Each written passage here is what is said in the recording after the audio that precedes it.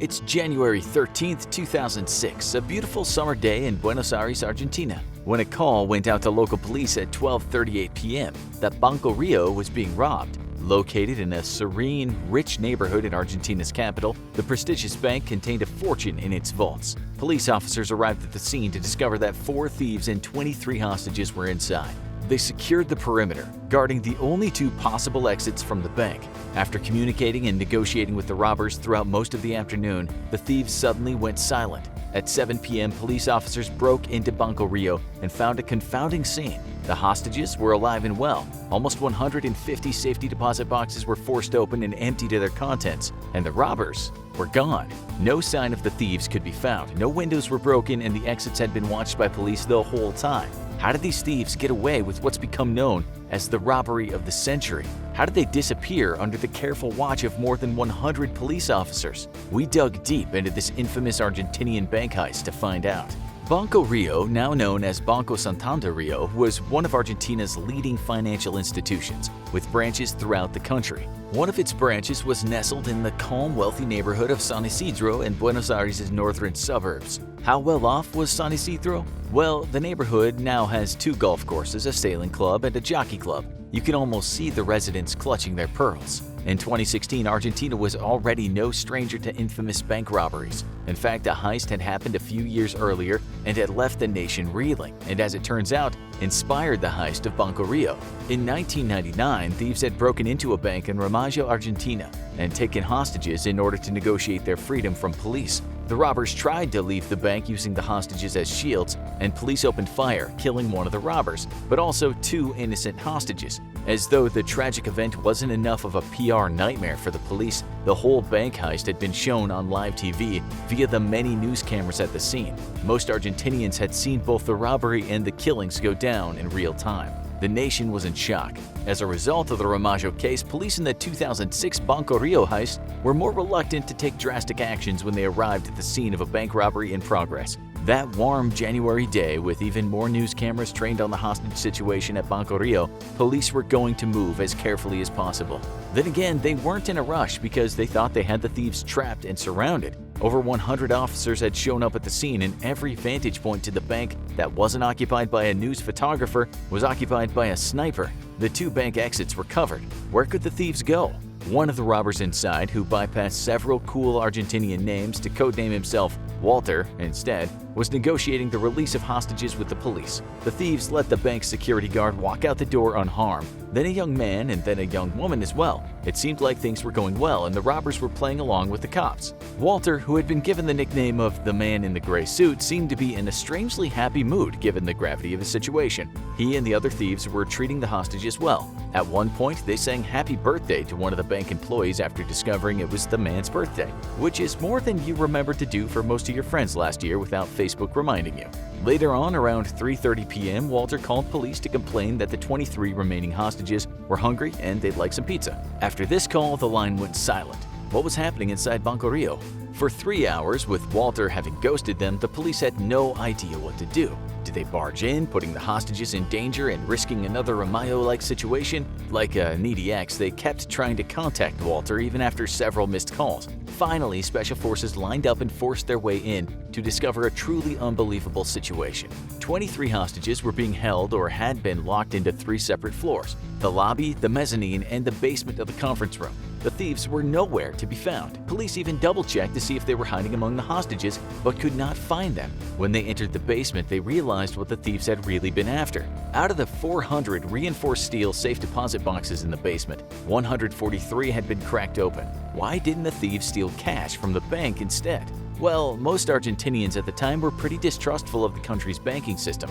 During the 2001 economic crisis in Argentina, the banking system had collapsed, wiping out the fortunes of those who had most of their money in bank accounts. Viewing money held in bank accounts as suspiciously as most people view Bitcoin today, Argentinians instead decided they'd only use the banks for their safe deposit boxes, which couldn't be wiped out in the event of a crisis. In these safeguarded boxes, Argentinians piled in their cash, jewelry, and other valuable items that they could always reclaim in the event of an emergency.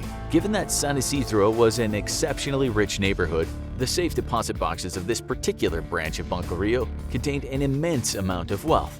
After the officers found so many of the boxes forced open, they also found the only few pieces of evidence the thieves had left behind: a battery pack, a tool that the police assumed had been used to crack open the boxes, and a row of toy guns. That's right, the robbers had conducted this epic bank heist without even using real weapons. The last item police found was perhaps the most perplexing and obnoxious piece of evidence. The robbers, trying to make some sort of poetic statement, left behind a note that read, "In a neighborhood of rich people without weapons or grudges, it's just money, not love." Argentinians throughout the country lacking Netflix at the time had been watching the whole robbery unfold for hours from their televisions and now saw that the thieves had pulled off an impossible escape as well. Public opinions and rumors in Argentina almost immediately depicted the robbers as Robin Hood-like folk heroes. After all, they had stolen from the rich, hadn't harmed anyone, and given the money to, well, it seemed like they'd given it to themselves. But still, their heist was somewhat ingenious. So who was at the center of it all? And how had they executed and gotten away with such a perfect heist? Well, the mastermind behind the robbery of the century turned out to be a man named Fernando Araujo. You see, the Ramayo bank heist had made an impression on Araujo, who thought that the robbers had almost pulled off the perfect heist, but botched it all up when they tried to leave. One day, when Araujo was a few bong hits deep and talking to a dear friend, he thought of the obvious. What if the robbers never had to leave? What if instead they disappeared through a hole? Araujo's friend, Sebastian Garcia Bolster, agreed that this sounded like a crazy yet perfect plan. However, he didn't pay his friend's theory much attention, as Bolster was neither a criminal or in any dire financial straits. Also, most people don't take grand stoned plans seriously. Araujo and Bolster had grown up together in an upper middle-class neighborhood also located in the northern suburbs of Buenos Aires. And while Araujo sometimes dabbled in hobbies on the wrong side of the law, Bolster enjoyed a completely legal lifestyle. Bolster had a wife and a child and was mechanically inclined, repairing mostly small engines for money and tinkering around with inventions. Araujo, on the other hand, had a very impulsive and somewhat eccentric lifestyle, teaching martial arts occasionally to pay the bills while also cultivating marijuana for money. He was a free-spirited artist who was dealing with a recent breakup, as many free-spirited artists do, melodramatically. He decided he needed to remove the world from his personal space, so he blacked out the windows of his loft. According to others, Araujo ate relatively little and slept whenever the mood hit him.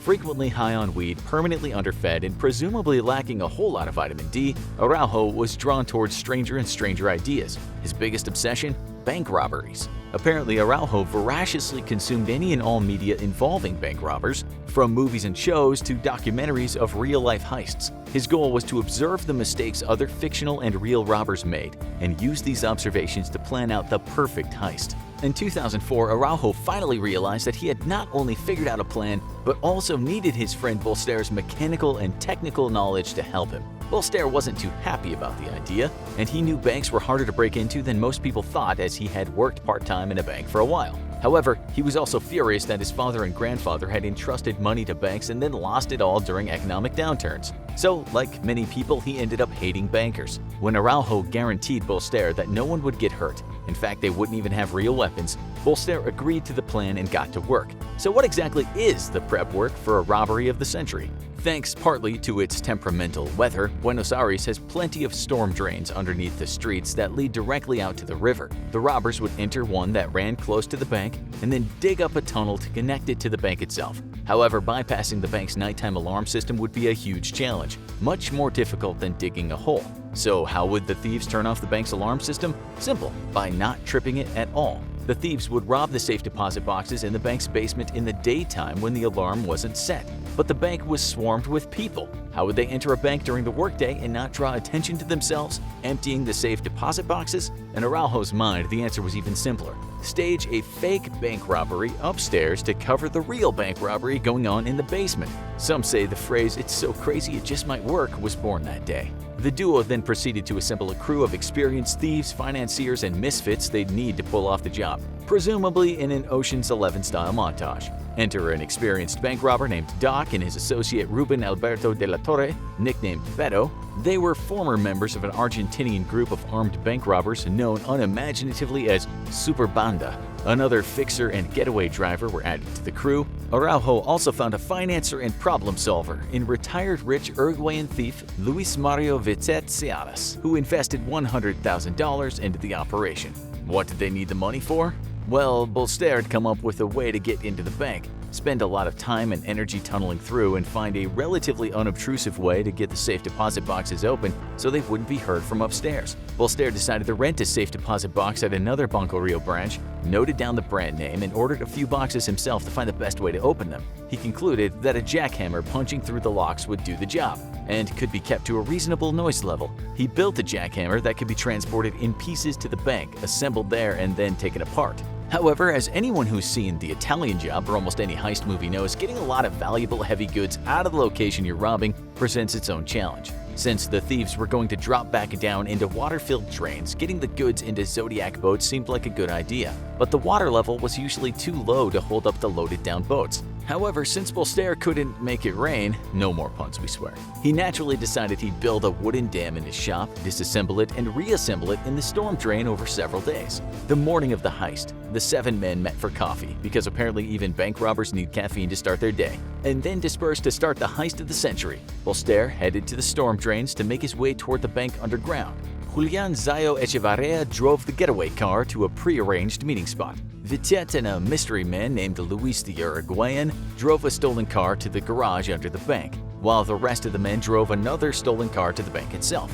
Beto and Doc headed in first, with Beto waving around a toy gun he had stolen from his 9-year-old son that morning. Shockingly, this worked, and everyone in the bank immediately dropped to the floor. Araujo left another stolen car outside the bank purposely to make it look like a getaway vehicle, so police would think they had found the robbers' escape plan. Araujo walked into the bank in a baseball cap, ski mask, long blonde wig, sunglasses, and how he managed to avoid weird looks on the sidewalk before entering is anyone's guess. Meanwhile, Bolster had reached the end of the tunnel he had dug and was just chilling in the dark underneath the bank.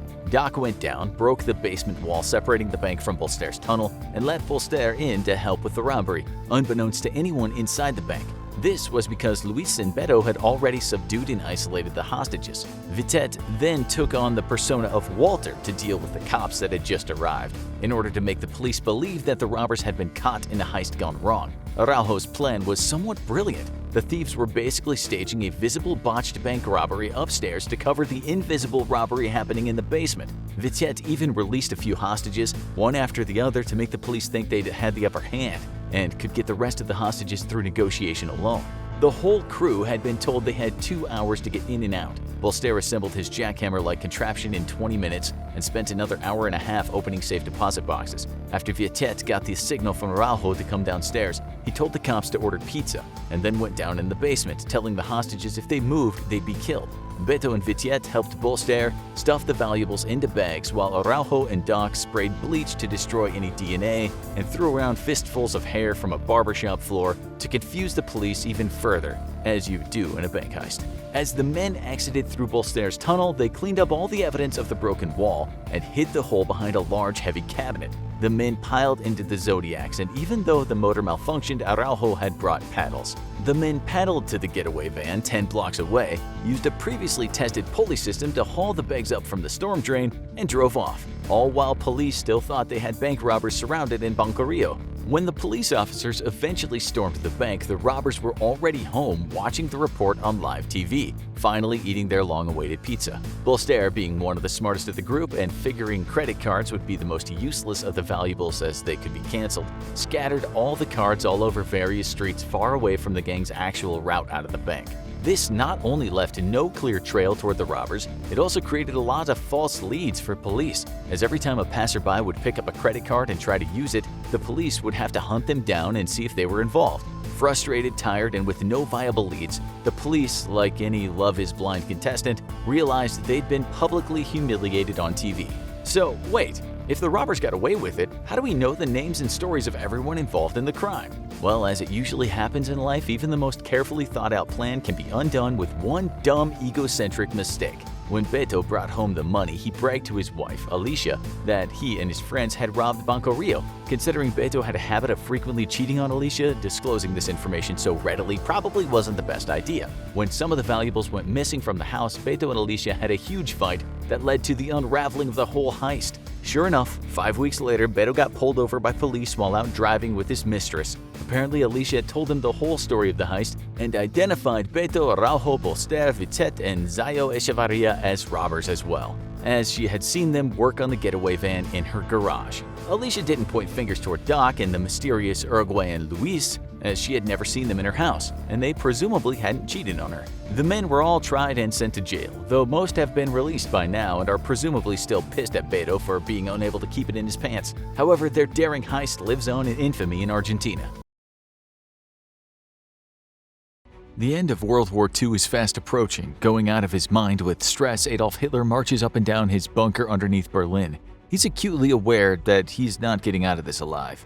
Above ground, Russian bombs blast Berlin as Nazi child soldiers throw down their arms and cry for their mothers. Women scream as merciless Red Army soldiers pull them out of their houses. Hitler won't let himself be paraded through the streets to be beaten and spat at and hanged from a rope. He has a plan that will ensure that this does not happen. And as he contemplates his grim end to his life, the definitive failure of his wretched ambitions, he has one more thing on his mind: the loot. Insane amounts of money, gold, art, jewels, and furniture. It all has to be hidden. The Nazis have a fortune of unimaginable proportions. They don't want to give that up, so they'll hide it where no one will ever find it. This boundless treasure, taken in such endlessly harrowing circumstances, will be hunted for a long time to come. Today, we'll touch on this Nazi fortune and the many treasure hunters who have spent years trying to find it. But first, I want to tell you about the sponsor of today's video, Morning Brew. Nothing is worse than starting your day by endlessly scrolling through news and social media apps, hoping to find something relevant to you. And when you do find something that sounds interesting, the actual story is often dry, dense, and boring. Believe me, I had the same problem, and it was starting each and every day off on the wrong foot. And that's why I now begin each day with Morning Brew. Morning Brew is the free daily newsletter that's really the absolute best way to start your day. It'll get you up to speed on everything you need to know in minutes, with business, finance, and tech stories that actually respect your time and get you the info you want quick. Want to find out the real reason why a random company is suddenly the latest meme stock? Or learn what types of content TikTok finally decided to ban from their platform? Or maybe you want to impress your friends with in-depth knowledge about how Lego became a multimedia powerhouse. It's only a 5-minute read. But to get it, you'll have to sign up for Morning Brew yourself. It's completely free and takes less than 15 seconds, so do yourself a favor and become smarter in just 5 minutes every day by signing up for Morning Brew at morningbrewdaily.com/infographics, or click the link in the description. When the Nazis invaded a nation, the first thing they would do is usually head to the central bank. They wanted the gold, they wanted hard cash, they wanted everything of value. The invaded country knew this was going to happen, of course, so they'd usually try to get as much gold as possible out of the country. Sometimes it went to New York Federal Reserve in Manhattan before ending up in Fort Knox, but that didn't always happen. On March 12, 1938, the German Wehrmacht marched into Vienna, Austria. Soon a businessman and friend of Hitler, Wilhelm Kepler, arrived at the Austrian Central Bank. At his side were armed men. They ordered the bank to hand over about 100 tons of gold. They knew that Austria had already sent 5.7 tons of gold to England, where they thought it would be safe. Kepler told them to bring it all back. He said it's now the property of the Nazi Party. This was just one case, one country. Wherever the Nazis landed, they looted with abandon. We can't say for sure how much gold Germany stole during the war, but some say it was at least $20 billion worth in today's money. Some sources have it in the hundreds of billions. On top of what they took from banks was the gold, houses, and other belongings they stole from the Jewish people during the Holocaust. There were also the artworks. Lots and lots of very valuable artwork. Wherever the Nazis went, they stole the art. Hitler hated a lot of modern art. He called it degenerate. That might have had something to do with the fact that he himself was a failed artist.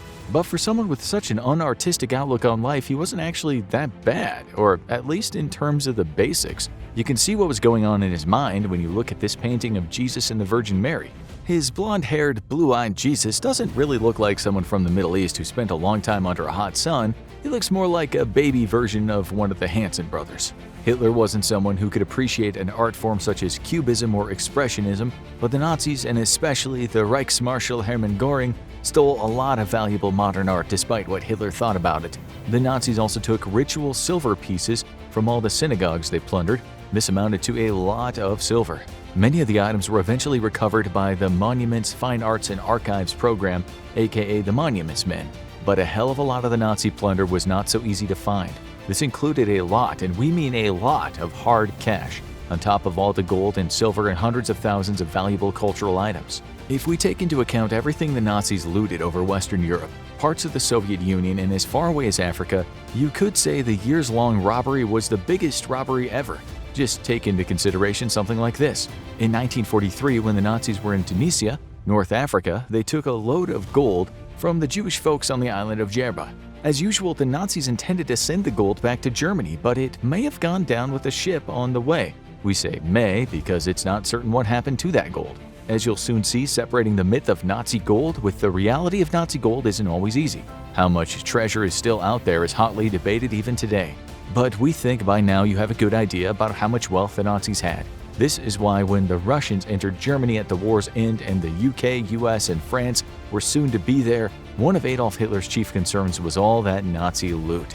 During the war, much of it was kept in the Reichsbank, the central bank of the German Reich in Berlin. Hitler knew that once the enemy got to Berlin, one of the first things they would do is head to the bank. It was a chief concern of his that he'd lose the gold. In February 1945, the bank was almost destroyed when close to 1,000 B-17 flying fortresses started dropping bombs on Berlin. With these planes, the US dropped around 1.5 million tons of explosives. The Soviets' Red Air Force, as well as the British RAF Bomber Command and the French Air Force, also did their fair share of dropping bombs on Berlin. Berlin had taken a beating for years, but that February attack by the Americans destroyed many major buildings and left many people homeless or worse, dead.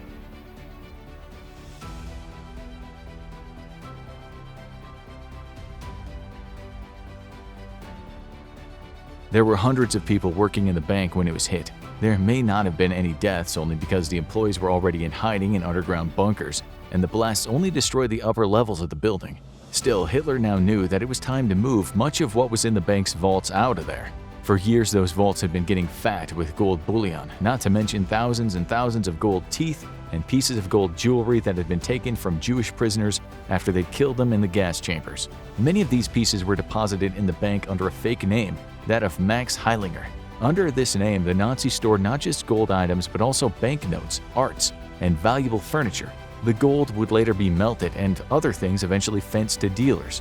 We should also say that the Nazis stole from thousands of Poles, Russians, and other Europeans, Romani and Sinti, as well as Jehovah's Witnesses and homosexuals. The Nazis thought this little scheme would make them rich and leave no obvious tracks, but after the bombing of the bank, it was looking like Hitler and the Nazis might lose it all. This is why Hitler ordered some of his commanders to start emptying the vaults. Part of the removal consisted of about 100 tons of gold bullion, worth millions back then, so a fortune in today's money. The removal also included 3,682 bags of German marks, 80 bags of foreign money, 63 bags of silver, some platinum bars, lots of jewelry, artwork, and hundreds of bags of valuables that had been stolen by the Nazi elites. All this was sent to a salt mine in the village of Merkers, about 200 miles from Berlin. This was only part of the Nazi stash, but it was enough to help Hitler breathe a sigh of relief. Not long after Hitler started thinking the loot was safe, Lieutenant General George Patton's Third Army was crossing the Rhine. On April 4th, the 3rd Battalion of the 358th Infantry Regiment walked into Merkers unaware of what was stored down in the salt mine. 2 days later, Lieutenant Colonel William A. Russell of the 19th Infantry Division's G5 was outside the mine asking questions. He'd become suspicious after talking to a few people, so he told the German mine bosses he wanted to have a look down the shafts. When a few of his men went down there, they could not believe their eyes. It felt like a dream. In front of them was a good chunk of Germany's gold reserves, millions in paper money of various currencies, as well as art and other valuables kept in trunks and piled up on crates. Many of the obscenely valuable treasure chests were packed into a space of 23 meters and 46 meters down into the ground.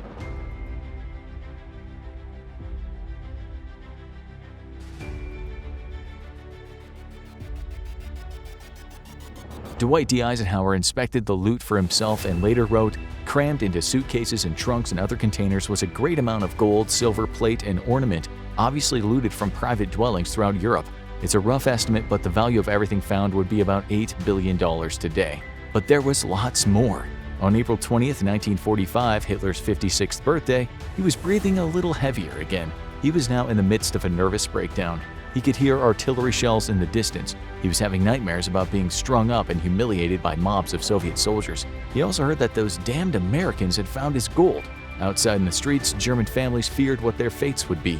Children stood on street corners with guns in their hands, their helmets too big for their heads. Elsewhere, certain Nazi leaders were trying to get out of Germany and take their loot with them. Hitler knew he wasn't going anywhere. He'd die in the bunker and make sure that all the documents down there no longer existed when that bunker was found. On April 28th, Hitler and his secretary Eva Braun got married. It wasn't a very jolly affair, to say the least. Hitler didn't look well at all. His skin was ashen white, his fingers constantly trembled. Every time he heard a bomb explode in the distance, a look of anguish crossed his face. When he was informed about how the dead Benito Mussolini had been strung up on meat hooks in Milan's Piazzale Loreto, he looked as though he was going to throw up. He wasn't so bereft that he couldn't have someone take down his final will and testament. In it, he said, "The responsibility of the outbreak of this war cannot rest on me." The blame, he said, rested on international Jewry and its assistants. He also bequeathed his art collection to the town of Linz, and anything else of value, he said, should go to the Nazi Party. Surely, at this point, he might have been thinking about all that loot. One thing's for sure, the Red Army was thinking about it. They pretty much had a field day when they entered Berlin. They committed obscene atrocities against the people, especially the women. They walked into the finest houses, shot anyone who stood in their way, and relieved the families of all their valuables. It would be a massive understatement to say the Soviet Union and its people suffered during the war. So it's not too surprising that an unofficial order was given to soldiers which said, take what you wanted, but things of high value should be taken back to the Soviet Union under what they called a trophy commission. They cleared out museums, libraries, people's private collections, and things they found in the National Archives. It was a free-for-all. Individual soldiers looted houses when they'd done what they felt they had to do with the occupants, but the big stuff was supposed to go back to the Communist Party. They took all artwork that had been created by some of the greats. This included works by Monet, Cézanne, El Greco, Goya, Bruegel, and Van Gogh, Rembrandt, Raphael, and Leonardo. They found incredibly valuable religious artifacts as well as important medieval manuscripts and even some gold treasures of Troy. They'd only admitted to taking the latter in 1994. As you'll see, just how much the Soviets sequestered is up for debate. It's hard to say what it was all worth, but reports state that there were millions of objects that could be worth many billions in today's money. In the minds of the Soviets, they deserved everything they'd taken in light of their suffering during the war. Nonetheless, they were aware that they should have had much more.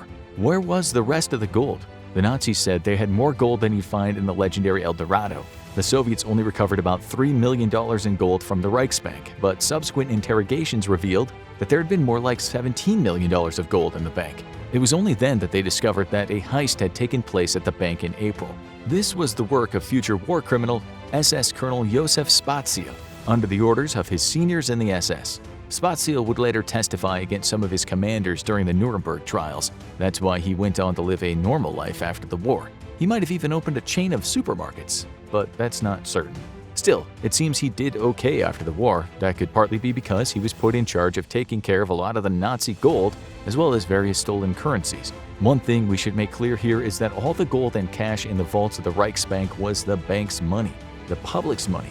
No Nazi had the right to waltz in there and empty the vaults. So when Spaziel and his men turned up at the bank on April 22nd, they were armed with machine guns. They ordered the staff to load gold, jewelry, and cash into trucks waiting outside. There's about $146 million in foreign currency alone, although not much gold was taken as it was so heavy. They drove the trucks out of Berlin and later flew to Austria, but what they did with all that money is still a bit of a mystery. This is why some people have said for a long time that the vast majority of Nazi cash and gold has never been accounted for. In the book The Reichsbank Robbery, the author claims that some SS officers made deals with officers in the US military and together they funneled a lot of the money out of Germany. We can't say if this is true, but it makes more sense when you know that many Nazi war criminals were sneaked out of Germany in so-called rat lines, paid for and managed by US intelligence services. After all, the Soviet Union was now the enemy. The US required Nazi informants and expertise. For sure, a lot of Nazi money was laundered through Swiss banks, and there's no doubt some high-ranking Nazis kept a bit of it, but that doesn't account for all of it.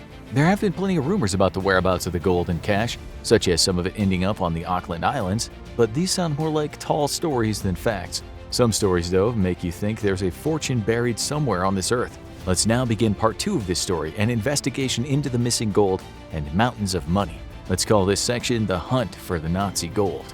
A few years ago, a Polish treasure hunter named Tomasz Jurek told a US journalist, "There are so many tunnels, who knows what else is there? It's the tip of an underground city." He was referring to a mountainous area of Lower Silesia in southwestern Poland. Before and during the war, this was a part of Germany, and as the war came to an end, many of the Germans living there got out as fast as their feet could carry them. Often that meant walking right into the Red Army's guns. More often than not, they were shot down like vermin. They had no time to think about packing up their valuables. But what's interesting is that when the area was repopulated by Poles, many of them made some rather startling discoveries. The Germans had left surprises for them, treasure, lots and lots of treasure. As the war was coming to an end and the Russians were marching toward Berlin, many wealthy Germans thought Lower Silesia was a safe place to hide their valuables. High-ranking Nazis headed there to hide their loot. But as we said, regular people also just left all their riches behind, sometimes hidden in the ground. A man who was the chief of police during the war, a German military officer named Herbert Kloss, was later interrogated by the Poles. Under duress from the interrogators, he admitted that he'd been asked to store as much silver, gold, and other precious things as possible. He hid the items inside chests, after which the chests were sealed and buried. He told the interrogators the gold was stored at police headquarters. The chests were made of iron and hermetically closed with rubber seals. Also, the chests were unmarked, so nobody would know what was inside. Only many of these chests were buried when he wasn't there. He'd apparently fallen off his horse and was hospitalized for a while, so he didn't know where the chests were. Some people did, and one day they expected to go back and reclaim them. For decades, people have been looking for this bounty of gold. Treasure hunters were and are well aware of this great big stash that the Americans had found down in the mine. They know what you have found out today, namely that somewhere there is a fortune to be found. These people have looked in earnest. They haven't been compelled to dig for a lifetime by some ancient myth. There is missing money, missing gold, missing art. It's just a matter of time before someone finds it. How it was distributed between the Nazi leaders at the end of the war remains a mystery. Many Nazi leaders died, many were executed, many more went on to live mysterious lives on the run. The Americans helped some while they lived under alias in South America and other countries. To this day, there are treasure hunters who believe that much of that gold is underground in a series of giant tunnels. They say some of it is stored on a train that's gotten the name the Nazi Gold Train. It all sounds like something out of the movie franchise Indiana Jones, but people take this seriously. Some people believe that on that buried train, there are 300 tons of gold, a cornucopia of precious jewels, expensive weapons, and also quite a few priceless artistic masterpieces. Historians say this train might not have even existed, but by God have people looked for it over the years. As the New Yorker wrote in 2016, treasure hunters believe there is a labyrinthine complex that may hold many Nazi treasures. That amounts to something like an underground city. In that article, the journalist wrote that he was met by a Polish geophysicist from the Polish Academy of Sciences and was taken to a German-dug tunnel that was 16 feet high and 18 feet wide, and big enough for a Greyhound bus to drive down. The journalist asked what exactly were the Nazis building here. The scientist replied, "That's the mystery." Were they building a subterranean city that would store all their valuables and money? Were they intending to build superweapons down there, or were the tunnels just a place to hide for Nazi leaders? At the end of the war, the Germans closed most of those giant tunnels off, although most of them were a work in progress. Some of them were almost done. 11% of them were reinforced with concrete and others had just been started. Millions of work hours had been put into building the tunnels. They were incredibly hard to engineer and harder to excavate, but Hitler was adamant that they had to be done. Why? No one really knows. It was only when the war ended that the Poles would be walking around near the mountains and discover a railway track that seemed to end for no good reason. Sometimes they'd find a hole that led to a shaft. Sometimes they'd be strolling through the forest and discover they'd just walked over a ventilation shaft. The Nazis had been very busy bees indeed. We should point out that the labor involved in the underground city construction had been done by many thousands of enslaved people whose lives often ended with a shovel in their hand. Some of them were worked to death and others died from disease and malnutrition. It's thought that about 5,000 prisoners died working in the tunnels. Documents show that some were sent back to Auschwitz concentration camp. One document states that 14 tunnel workers were executed after trying to escape. As much as treasure hunters have dug and have spent their entire lives exploring such tunnels and looking for new ones, no one has yet come across a major stash of treasure. Some valuable items have been found, but not the billions they believe are missing. The story gets even more interesting when you hear what a treasure hunter named Krzysztof Szpakowski recently said. He'd been looking for the hidden treasure since he was old enough to legally buy alcohol. He said years back when he first started looking, he interviewed some old German folks who lived in a small village not far from one of the tunnels. They all told him the same thing. Over a couple days in 1945, German soldiers marched into the village and told everyone to close their curtains and stay inside. They warned that anyone who looked out the window would be shot on the spot. The next thing they knew was the sound of a truck convoy rattling through the village. Szpakowski said the trucks were heading for one complex of tunnels called the Waldasz Complex. He believed that this had been built at first as a hiding place for only the highest-ranking Nazis, but they later decided that the complex would become a depository for precious goods, perhaps arms, but more likely loot. What better place to hide it? Something similar is written in a book called The Mysteries of the Valim Undergrounds. The author writes that over a few days at the end of the war, long convoys of trucks drove through the town, and not one of them came back. He says the trucks were hidden in a tunnel, after which the Germans blew up the entrance and planted vegetation around it. Even with modern technology, finding a hole in the ground that's hidden somewhere over a large area is not easy at all. Even when a new tunnel is found, the treasure hunters usually end up in a vast space full of endless opportunities to explore. One dead end could just mean the start of another series of tunnels. As the journalist for The New Yorker said, like a lottery ticket, each tunnel sparks a new dream, and every treasure hunter seems to have his own wish list. Gold, jewels, artwork, and an underground train terminal, or a supercomputer prototype. Then again, did the Red Army clean up after the war was over? Did the Soviets take a lot more trophies than the rest of the world knew about? Or did US intelligence make some deals and run off with the swag? Was there any swag in the first place? Some people think not. Or at least they say what loot is there has been greatly exaggerated. Still, in 2018, something happened that showed people anything could be down in those tunnels. That's because while looking for the gold train in Lower Silesia, Polish treasure hunters said they had found 4 tons of gold, 10 feet below a disused 18th century palace, a place reportedly used by the Nazis as a brothel. This happened after decades of treasure hunters had been looking high and low for the train and treasure chests. The group that founded the Silesian Bridge Foundation said the gold was hidden inside a buried canister. Still, when reports surfaced, it seemed the canister had yet to be checked, as there was a concern it was booby-trapped. We're still not sure what happened here, as the media didn't update the report. The hunters used an SS diary they had been given to derive clues about the hidden treasure, and they later scanned the ground using radar technology. One of the lead hunters told the press, "Our information says that this particular deposit was hidden by an SS officer called von Stein. The SS planned to use it to re-establish agriculture in Ukraine to feed the new Reich." He said the same diary points to a lot more hidden gold, as well as art, jewelry, and religious artifacts, all hidden at sites throughout Lower Silesia. Part of one of the diary entries read, "The remaining 48 heavy Reichsbank chests and all the family chests I hereby entrust to you. Only you know where they're located. May God help you and help me fulfill my assignment." It also mentions 47 works of art, with names such as Monet, Cézanne, and Rembrandt popping up on the pages. The Silesian Bridge Foundation says the diary was written by an SS officer who used the possibly fake name Michaelis. He talks about 11 different sites where the treasure is buried, including the mega amount of gold bullion taken from the Reichsbank. The diary itself had for years been kept at a Masonic lodge, one that in the past was frequented by wealthy members of the Third Reich.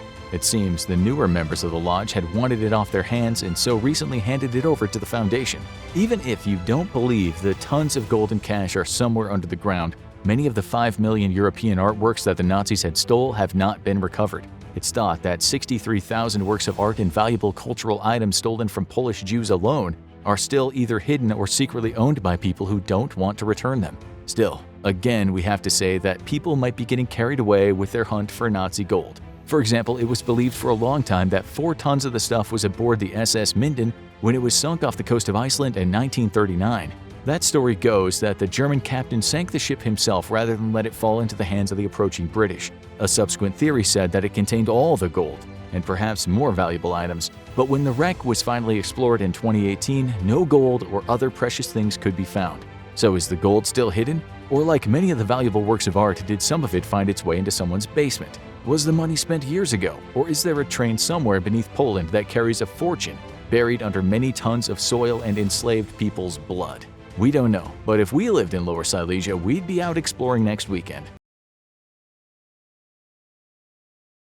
It's the early morning hours on the day after St. Patrick's Day, but celebrations are still going strong in the city of Boston. 2 police officers are standing outside of the Isabella Stewart Gardner Museum, the former home of a wealthy art collector for whom the art museum is named. The police explained that they're here because of a disturbance call, a result of the ongoing holiday hooliganism outside, and that they need to check the museum out. The 2 security guards on duty, Rick Abath and Randy Heston, who are both in their early 20s and somewhat inexperienced, allowed the officers to come inside. The museum security guards have no idea, but the greatest art heist in modern history has just been set in motion. Once inside, one of the officers say that Abath looks familiar and there might be a warrant out for his arrest. He asked the young guard to come out from behind the security desk, which is where the only panic button is located. Abath cooperates, and he is soon shoved against a wall and handcuffed. The other guard, Heston, who is on foot patrol, now returns to the front desk, only to be immediately forced against the wall by the other police officer, who promptly handcuffs him as well. With both Heston and Abath subdued, one of the police officers announces, "Gentlemen, this is a robbery." The guards are told that if they don't give them any trouble, they'll be fine, after which the thieves then proceed to move them to the basement. Once down there, the thieves wrap duct tape around their head and the eyes of the guards and take their wallets, telling them that they now know where the guards live and warn them to say nothing to the actual police. If they hold their tongues, then in about a year they'll get a reward for their cooperation. There's nobody else in the building, and the thieves know that no other guards would be coming until the shift change later in the morning. But they still lay low for a few minutes just in case the real police had somehow been alerted. Once they're confident that nobody was coming, they move into action. They now have the run of the entire building. First, the thieves move to the second floor and pull Rembrandt's The Storm of the Sea of Galilee and A Lady and Gentleman in Black off the wall. They smash the priceless paintings on the floor, shattering the glass of their frames, and cut the paintings out with a knife. They also pull a Rembrandt self-portrait off the wall, but this piece of work is on wood and likely ends up being too cumbersome and heavy for them to transport. Instead, they take a self-portrait by Rembrandt as a young man that's the size of a postage stamp that hangs right underneath the larger painting. Next, the thieves cut out Landscape with Obelisk by Rembrandt's pupil, Govert Flinck, as well as Vermeer's The Concert from their frames. They also steal a Chinese gu, a ritual bronze vessel dating back to the Shang and Zhou dynasties for good measure. One of the thieves continues to secure the stolen artwork, moving the items to a side door in preparation of loading their spoils into a hatchback the duo has parked on the side of the museum. Meanwhile, the second moves to a nearby hallway and begins to work on the screws holding an original Napoleonic flag in place in its display. However, the housing proves to be too hard to open, so instead of stealing the entire flag, they settle for yanking off the eagle finial sitting atop the flagpole. The thieves then turn their attention back to the works of art and cut 5 sketches by French artist Edgar Degas out of their frames. Finally, the thieves move to a room on the first floor where they snag Chez Tortoni by French artist Edouard Manet. Before they leave the building, though, the two thieves move to the security office and begin to pull out all the video cassettes onto which the museum's cameras are recording. In 1990, very few establishments had off-site recording capabilities, and digital recording was still several years away. The thieves also take printouts from the motion detectors, which have tracked every movement made by the thieves while they were inside the building. However, the two are unaware that the motion detection system also records directly onto a computer hard drive and leave behind one of the few clues police will have to work with. Right before leaving, the two go back to the basement and check in on the guards, adjusting their restraints so they're more comfortable. It's 2:45 when the two leave the building, driving away in a car worth approximately 0.01% of the value of the items that it's carrying. In the morning, the next shift of guards buzzes to be let in. When there's no answer, they assume the guards inside have fallen asleep and contact their supervisor, who arrives on scene with a key to the museum. Once inside, the two guards and their supervisor are shocked to discover the security desk abandoned. Even more shocking, though, is the discovery of the missing artwork. The police are immediately contacted, and in a sweep of the building, they find Abath and Heston tied up in the basement. As investigators begin to work the case, it's immediately apparent that this is one of the greatest art heists in history. The initial value is estimated at around $200 million, though by the year 2000, the value of the artwork had increased to $500 million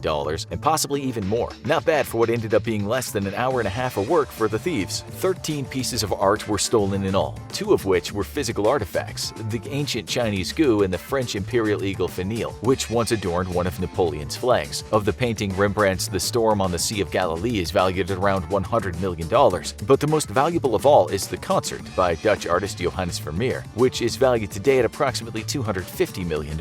Upon examining what was stolen and how, the police have their first tip. This duo, whoever they are, clearly knew a little about art. The thieves doubtlessly inflicted considerable damage on the artworks they stole by smashing their frames on the ground and then cutting them out before likely rolling them up for easy transport. However, even more perplexing is the theft of the Degas sketches, which are altogether only worth about $100,000. A lot of money, but very little when it compares to other pieces that were stolen. What makes it most clear the duo are not professional art thieves is that they either completely ignored or were unaware of the value of other of the museum's pieces. Thieves ignored the original works by Raphael, Botticelli, and Michelangelo. The pair also seemed unaware that Tiziano Vicelli's The Rape of Europa, located on the 3rd floor of the museum, was considered the most valuable painting in the entire city. Whoever these two were, they were likely not hired by professional art collectors and certainly had little knowledge of art themselves. Within days, a reward of $1 million was offered for any information leading to the recovery of the stolen artwork. But despite an outpouring of tips, the police had little to go on. The FBI quickly took control of the case, seeing as precious artwork like this would inevitably be crossing state lines, making it a federal crime. Some fingerprints were found at the scene, scene, but investigators could not differentiate between museum employees and the thieves. One of the first suspects in the case was security guard Rick Abath himself, who came under intense scrutiny due to his unusual behavior on the night of the theft. While on patrol inside the museum, Abath had opened and then shut a side door. He claimed that he did this to test the door was locking properly and that he often did this. However, suppose he had been doing this regularly. In that case, the motion detectors should have made a record of it, and according to one of Abath's co-workers, a supervisor would have put a stop to it immediately. Investigators believed that Abath's opening and closing of the door might have been his way of signaling to the duo that the coast was clear. Also, casting suspicion on Abath is that the motion detector equipment did not record any movement inside the room that housed Chez Tortoni, one of the stolen paintings. The only activity recorded in that room was Abath's own before the heist, leading some to believe that Abath may have removed the painting earlier in the night while his partner sat at the security desk unaware. Despite these suspicions, the FBI ultimately concluded that the two security guards were too incompetent to have pulled this heist off. Next on the list of suspects was Whitey Bulger, the infamous Boston crime boss. A police informant at the time, Bulger was incensed when he learned about the heist, though not because he was a lover of great works of art. The robbery had happened on his turf, which meant he was due a cut of the profits. Bulger even attempted to discover the identity of the thieves himself so he could collect what he felt was due to him. Who could say if he would have informed on the thieves, getting a cut of the official reward as well? Investigators believed, though, that even if Bulger was unaware of who perpetrated the heist, elements of his criminal network were not. The Irish Republican Army was suspected of being involved due to their history of pulling off art heists and then holding the artwork ransom. Furthermore, before the theft, fire alarms went off in several museum rooms, despite there being no sign of fire or smoke. This was a calling card of the IRA in previous heists and strongly hinted that whoever the thieves were, they might have been working for either the IRA or the rival Ulster Volunteer Force, both of which had agents in Boston that the police were aware of. 9 years before the robbery, conman Brian McDevitt had attempted to rob a Rembrandt from the Hyde collection in Glens Falls, New York. McDevitt appeared to fit the description of one of the thieves, and also a known art thief. He quickly became a suspect in the case. McDevitt denied any involvement and refused to take a polygraph test. Though when police compared his fingerprints to those found at the scene, they were unable to make a match. Though no suspect was ever publicly identified as either of the two culprits, information would eventually come to light that gangster Robert Guarente had at one point been in possession of at least some of the paintings. In 2010, his widow told the FBI that Guarente had owned some of the paintings, but he had given them away to another gangster, Robert Gentile. After Guarente was diagnosed with cancer, Gentile was indicted on drug charges in 2012, as the FBI attempted to pressure him on the Gardner theft, and a polygraph test indicated that he was lying when he claimed to not know anything about the robbery or the location of the art. Shortly after his arrest, the FBI raided Gentile's home and discovered a copy of a newspaper from March 1990 reporting on the theft, along with a shopping list of sorts indicating what each stolen artwork might sell for on the black market. Agents also discovered a small ditch hidden under a false floor in his backyard shed, though it was empty. Gentile's son told the FBI that a few years ago the ditch had accidentally flooded, and his father had been furious about the damage done to whatever he was storing there. Questioned about the ditch, Gentile said he couldn't remember what had been in there, but it was probably some small motors. Gentile went to jail for 30 months and was offered a reduced or possibly discarded sentence if he gave up the stolen artwork, but he never took the FBI up on the deal. Today, the FBI is pretty confident of the identity of the two thieves. Even though both are probably now deceased, the agency has refused to identify them, likely to protect ongoing sources inside the criminal underworld. It is thought that the paintings may have been moved to Connecticut after they were stolen, and that an attempt in selling them was made in 2002 in Philadelphia. After this, the trail goes cold. To this day, none of the stolen artwork has been recovered, and the FBI is still seeking tips from the public on where they might be. Empty frames still hang in the museum where the great works once were, and the Isabella Stewart Gardner Museum continues to offer a $10 million reward for anyone who can provide information that leads to the recovery of the lost art.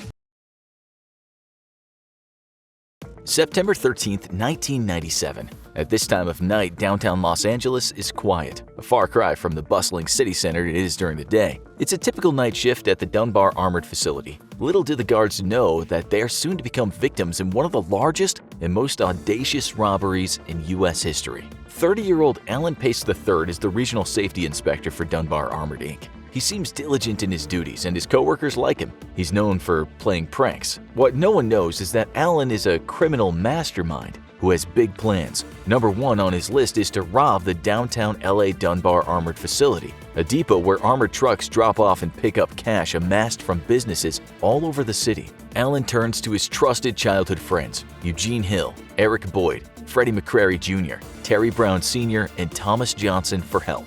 Alan studies the security measures of the facility. He learns the schedules of everyone on the night shift. He He even takes pictures of the interior rooms and hallways of the depot. Other employees assume that the picture taking must be part of Alan's job since he oversees worker safety for the company. In fact, part of his job includes making sure the fire extinguishers are up to date and that hallways aren't blocked. As part of his scheme, Alan also checks the security cameras for blind spots and inspects the rotating cameras to see how long they stay on a specific field of view. For several months, Alan and his 5 friends meet regularly and plan the robbery. Due to the extensive research, Alan's able to provide them with maps, images, and detailed information. They even go on reconnaissance field trips, driving past the building and getting very familiar with the area. They vow that if any one of them gets caught, they won't snitch on the others. On Tuesday, September 12th, Alan is notified that he's going to be fired from Dunbar Armored for tampering with company property. As part of a prank, he had removed the headlight from one of the armored trucks. It was now or never. The next day, Alan would have to turn in his keys and lose access to the facility. Furthermore, the wee hours of Friday morning are the perfect time to strike. From experience, Alan knows the vault will be packed with money waiting to be distributed across the city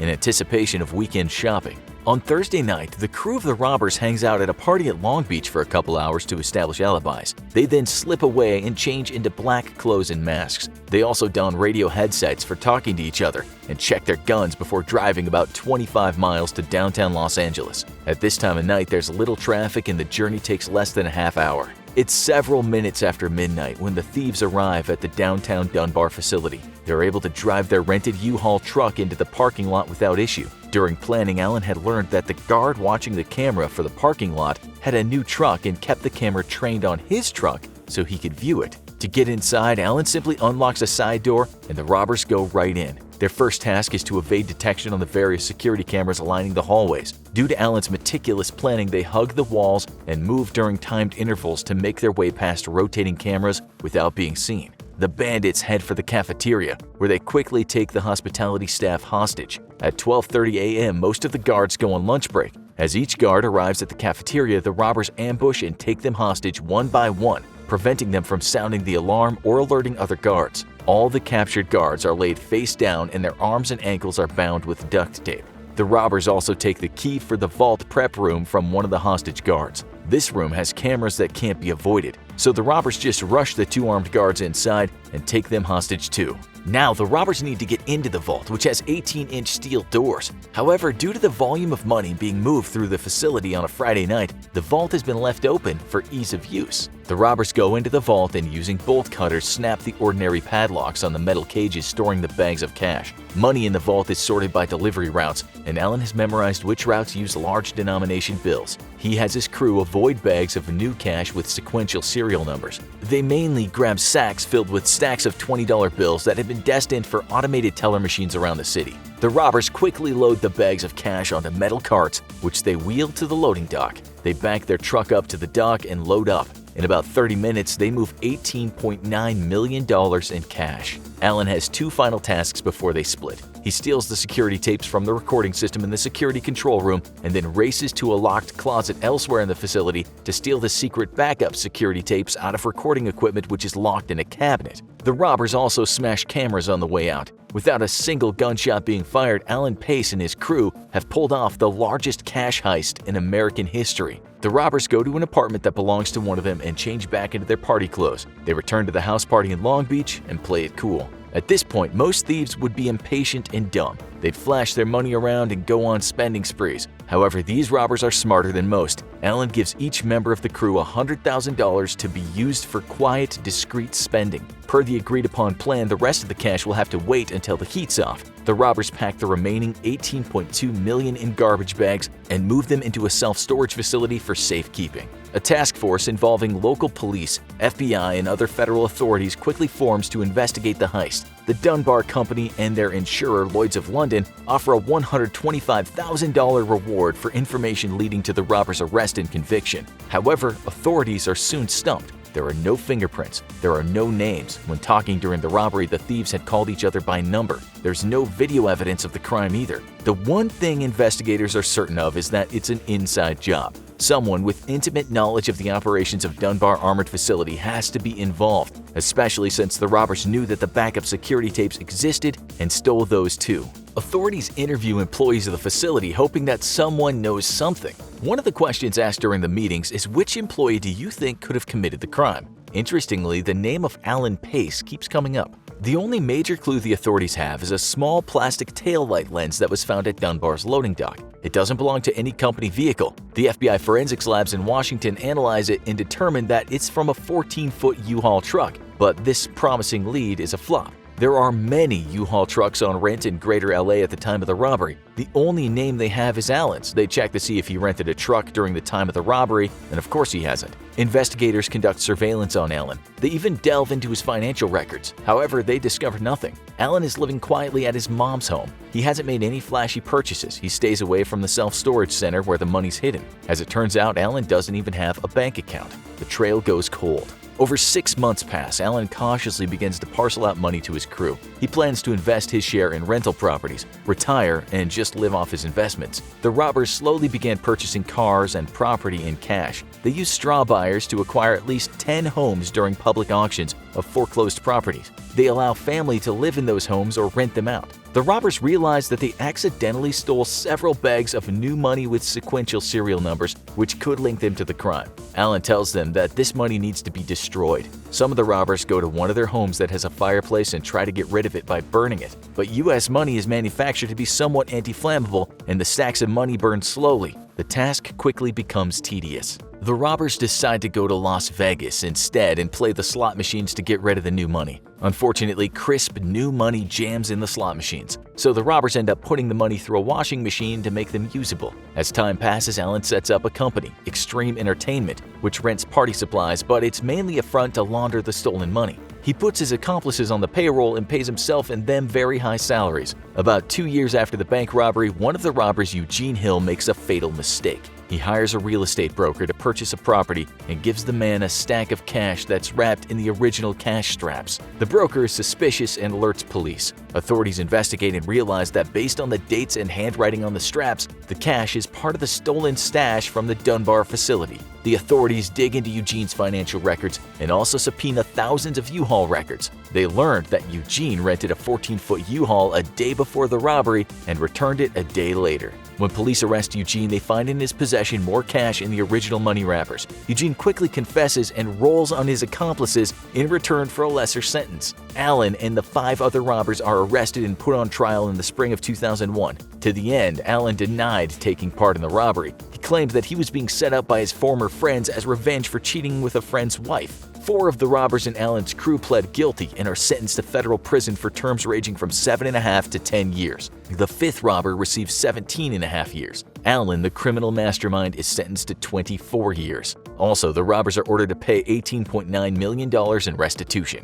Authorities have accounted for about $7 million taken in the heist. Most of that was spent on homes, cars, and other items. It's estimated that several $100,000 were burned or gambled away in Las Vegas. Many authorities say there's as much as $10 million still hidden somewhere. As of fall 2020, this money has not been found. Alan Pace will soon complete his prison sentence. Once he gets out, could he secretly retrieve the missing stolen cash, change his identity, and retire on a beach somewhere? It can't be true, Kateri Fogelman remembers thinking on the day her husband showed her the surveillance footage of the bank robber who'd been terrorizing the area for months. Both Kateri and her husband recognized the robber. Kateri had been raised in a law enforcement family, and she believed in law and order. She knew she had to do the right thing and turn in the culprit, but it wasn't that simple. Her own father was the Snowbird Bandit, the cop that robbed banks. After screaming into a towel so her kids wouldn't hear her and falling to her knees in shock, Kateri pulled herself together, and she, her husband, and her mother headed to the local sheriff's station to turn in her father, Randy Adair, a retired LAPD detective, for bank robbery. Although she knew it was the right thing to do, Kateri couldn't help but feel overwhelmed. So much so that she fainted outside the station before going in to make her statement. The robber, who had hit 5 banks between March and July of 2015 and made away with nearly $10,000, had been dubbed the Snowbird Bandit by law enforcement because of his age and white hair. But no one had suspected that the Snowbird Bandit was a former cop.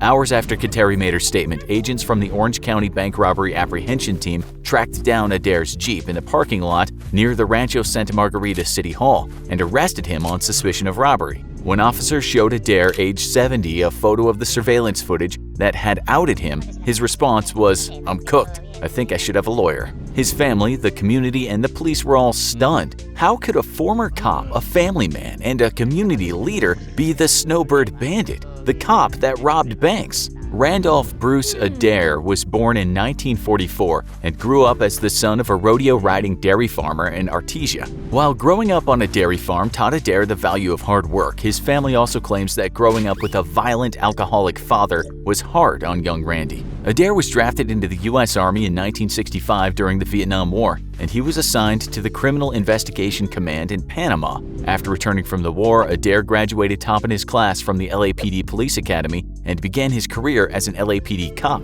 Less than a year after graduating from the police academy on June 4, 1968, the 23-year-old rookie found himself responding to a call claiming shots fired at the nearby Ambassador Hotel. Adair vividly remembers being one of the first on the scene of the assassination of Senator Robert F. Kennedy. As he told a reporter during an interview he gave from prison in 2017, "We got into the pantry and you could see that Kennedy was down on the floor. He's lying face up and I saw fluid, from the head injury. Brain matter looks kinda like snot, Adair was involved in the arrest of the suspect Sirhan and even escorted Kennedy's wife Ethel to the hospital. 1968 was a memorable year for Adair for another reason. It was the year that he met his future wife, Susan Hackworth. She lived in the apartment next door to Adair, and after finally convincing her to go out with him, the pair became an item and wed in September of that year. The couple would go on to have 2 children. A son named Andrew was born in 1971, and their daughter Kateri was born in 1975. After a strong start, Adair's law enforcement career took off. He was quickly promoted to detective and assigned to an elite unit focused on organized crime.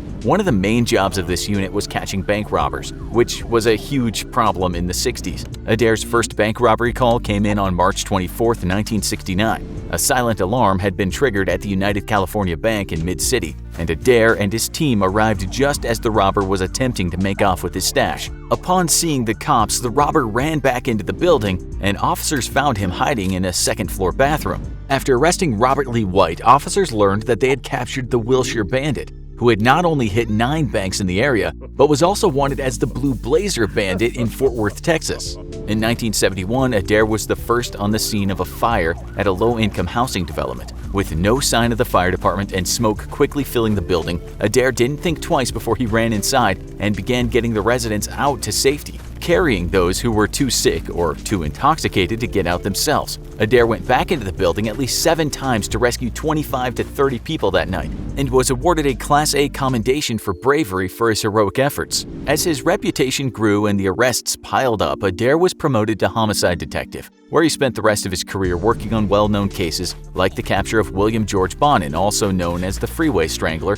who had raped, tortured, and killed more than 20 young boys. He was also involved in the takedown of Richard Ramirez, the notorious Night Stalker serial killer, who raped and killed at least 13 people in 1984 and 85. Adair retired from the police force in 1988 at the age of 53 and focused his attention on his family and community. The devoted family man loved playing with his grandchildren, deep-sea fishing, and volunteering with local youth. He had been a founding member of the LAPD Centurions football team back in 1979 and had helped the team raise more than $500,000 for the Children's Center of Los Angeles. He also volunteered as a high school football coach and linesman at Dana Hills High School, and when some of the boys on the team got themselves into some trouble with the law, Adair even went to court on their behalf. But for all of his bravery and devotion, Randy Adair had a dark side. Adair had always had a complicated relationship with alcohol. He began drinking heavily after he was drafted to the Army, and even in the hard-drinking cop culture of the 60s and 70s, he was known as an especially heavy drinker. He joined AA in 1973 and got sober for the first time before his daughter Kateri was born. But between the strain of the horrific homicides he had witnessed over his career and the medical bills piling up from his wife Susan's cancer treatment and his own health issues, sobriety proved elusive for Adair. He'd started drinking again in 1983, and things quickly got out of control. At his lowest point, he was living in an abandoned car near the harbor and didn't care if he lived or died. His wife Susan recalls one time when he phoned her and told her this was goodbye. He was holding a loaded gun and saying, "I'm ending it because I can't handle it anymore. Things are too horrible." Thankfully, Susan was able to talk him down, and Adair got sober again in 1996, which saved their marriage. But by then, his drinking and declining health had made it impossible for him to work as a private investigator, and he and Susan had lost their home to medical bills. They declared bankruptcy in 2000 and were living on the fixed income from his $2,800 monthly LAPD pension. They were having trouble making ends meet, even with help and loans from their daughter Kateri. And this is when his gambling addiction flared up.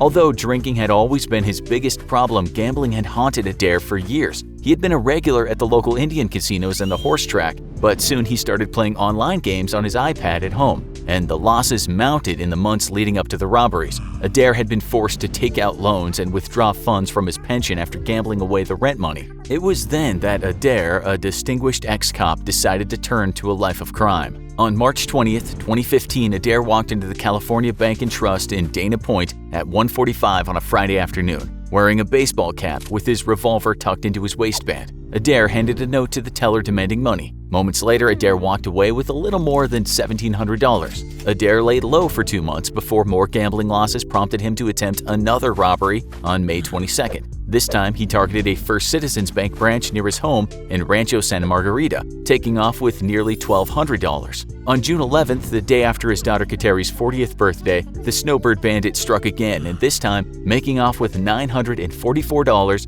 from a Wells Fargo bank in Mission Viejo. On July 6th, he made his biggest score yet, taking $3,600 from a U.S. bank branch in Ladera Ranch. Adair promised himself that this would be his last robbery, but by mid-July he was short on cash again and worried about making rent. On July 21st, Adair returned to the same First Citizens branch in Rancho Santa Margarita that he had robbed in May, this time making off with $1,600. Adair, who lived just a few blocks away and didn't wear a disguise, was clearly caught on camera this time, and the photo of the Snowbird Bandit that was released to the public the next day was what led to his downfall. Over a period of just 5 months, from March to July 2015, Adair perpetrated 5 robberies and stole just over $9,000 in total before he was turned in by his family. The morning after his final robbery, as his wife and daughter were giving their statement to the police, Adair was at the racetrack hoping to increase his latest take on the horse races. Unfortunately, luck was not on his side that day. Adair had lost more than $1,000 before he headed to the City Hall parking lot where his wife,